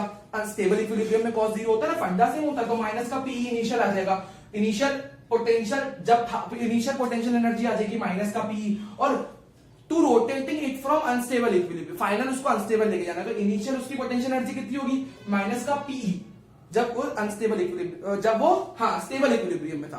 तो आपको डाइपोल को क्वेश्चन में कहा है कि स्टेबल से अनस्टेबल ले जाने में क्या वर्क डन होगा, तो स्टेबल में जब रहोगे तो माइनस का पी होगा, और जब अनस्टेबल ले जाओगे तो पी हो जाएगा पूरी पोटेंशियल एनर्जी। और वर्क डन क्या होता है, डेल्टा ही होता है, तो you final minus U initial कर देना। यू फाइनल क्या है आपका, अनस्टेबल वाला फाइनल है ना, तो PE minus of minus v plus 2 PE amount का आपके पास वर्क आ जाएगा, क्योंकि वर्क डन होता है पोटेंशियल एनर्जी में चेंज। और आपको क्वेश्चन में बोला होता है तो आपको वर्क एक्सटर्नल निकालना है यहाँ पे। तो वर्क एक्सटर्नल क्या होता है, वर्क एक्सटर्नल मेरा कुछ नहीं होता, प्लस का डेल्टा ही होता है। तो आप यहाँ पे क्या करते हो, अगर स्टेबल से अनस्टेबल लेके जाना है तो स्टेबल पे क्या था, माइनस पी था, अनस्टेबल में क्या था, यू फाइनल, अरे नहीं सॉरी, फाइनल तो आपको किस पे लेके जाना है, माइनस टेक, फाइनल तो आपको स्टेबल से अनस्टेबल लेके जाना है, स्टेबल से अनस्टेबल। तो अनस्टेबल आपके लिए फाइनल हो गया। अनस्टेबल में क्या है, अनस्टेबल कंडीशन में यानी थीटा बनेगी, तो ये आपके पास फाइनल है। यू फाइनल आपको अनस्टेबल में लेके जाना है ना, और यू इनिशियल, तो 2p ही वर्क डन आ जाएगा। ये मैं आपको एक क्वेश्चन के लिए बता रहा हूं। या तो वर्क डन डायरेक्ट उससे भी निकाल सकते हो कि p cos theta 1 minus cos theta 2, तो थीटा इनिशियल एंगल डाल देना थीटा 1 यानी 0, यानी स्टेबल से अनस्टेबल ले जाओगे ना तो थीटा 0 डाल देना, और अनस्टेबल में 180 डाल देना। तो उससे भी कर सकते हो माइनस का, मतलब वो p cos theta 1 minus cos theta 2। Direct करना हो तो इससे कर सकते हो। स्टेबल से अनस्टेबल ले जाओगे, स्टेबल से अनस्टेबल पे ले जाओगे, स्टेबल पे पोटेंशियल एनर्जी सब है ना। यहाँ पे मैंने क्या माना है, फाइनल माइनस इनिशियल कर रहा हूँ, तो फाइनल में अनस्टेबल पे लेके गया, अनस्टेबल पे पोटेंशियल एनर्जी मैक्सिमम होगी, तो फाइनल मुझे अनस्टेबल पे लेके जानी है, तो यहाँ 180 डाल देना। यहाँ क्या डाल दोगे, पीई cos 0, यहाँ पे cos 0 डाल देना, क्योंकि इनिशियल एंगल तो स्टेबल है ना, फाइनल आपको अनस्टेबल में लेके जाना है, तो 180 डाल देना, ठीक है, तो फाइनल एंगल। तो ये क्या होता है, 1 होता है, 1 माइनस ऑफ माइनस 1, तो 1 प्लस 1 2 हो जाएगा, यहाँ से भी 2p आ जाएगा। तो ये मैंने आपको एक क्वेश्चन भी बता दिया साइड बाय साइड इसकी फील दिलाने के लिए। ये क्वेश्चन का पार्ट है, यहां तक आपके 3 केसेस खत्म हो गए। नोट कर लीजिए, ये इतना पार्ट क्वेश्चन का है, बाकी ये अपने 3 केसेस हो गए। ये पहला केस, ये दूसरा केस, ये तीसरा केस। नोट कर लीजिए, मैंने आपको कंसेप्ट बता दिया पूरा।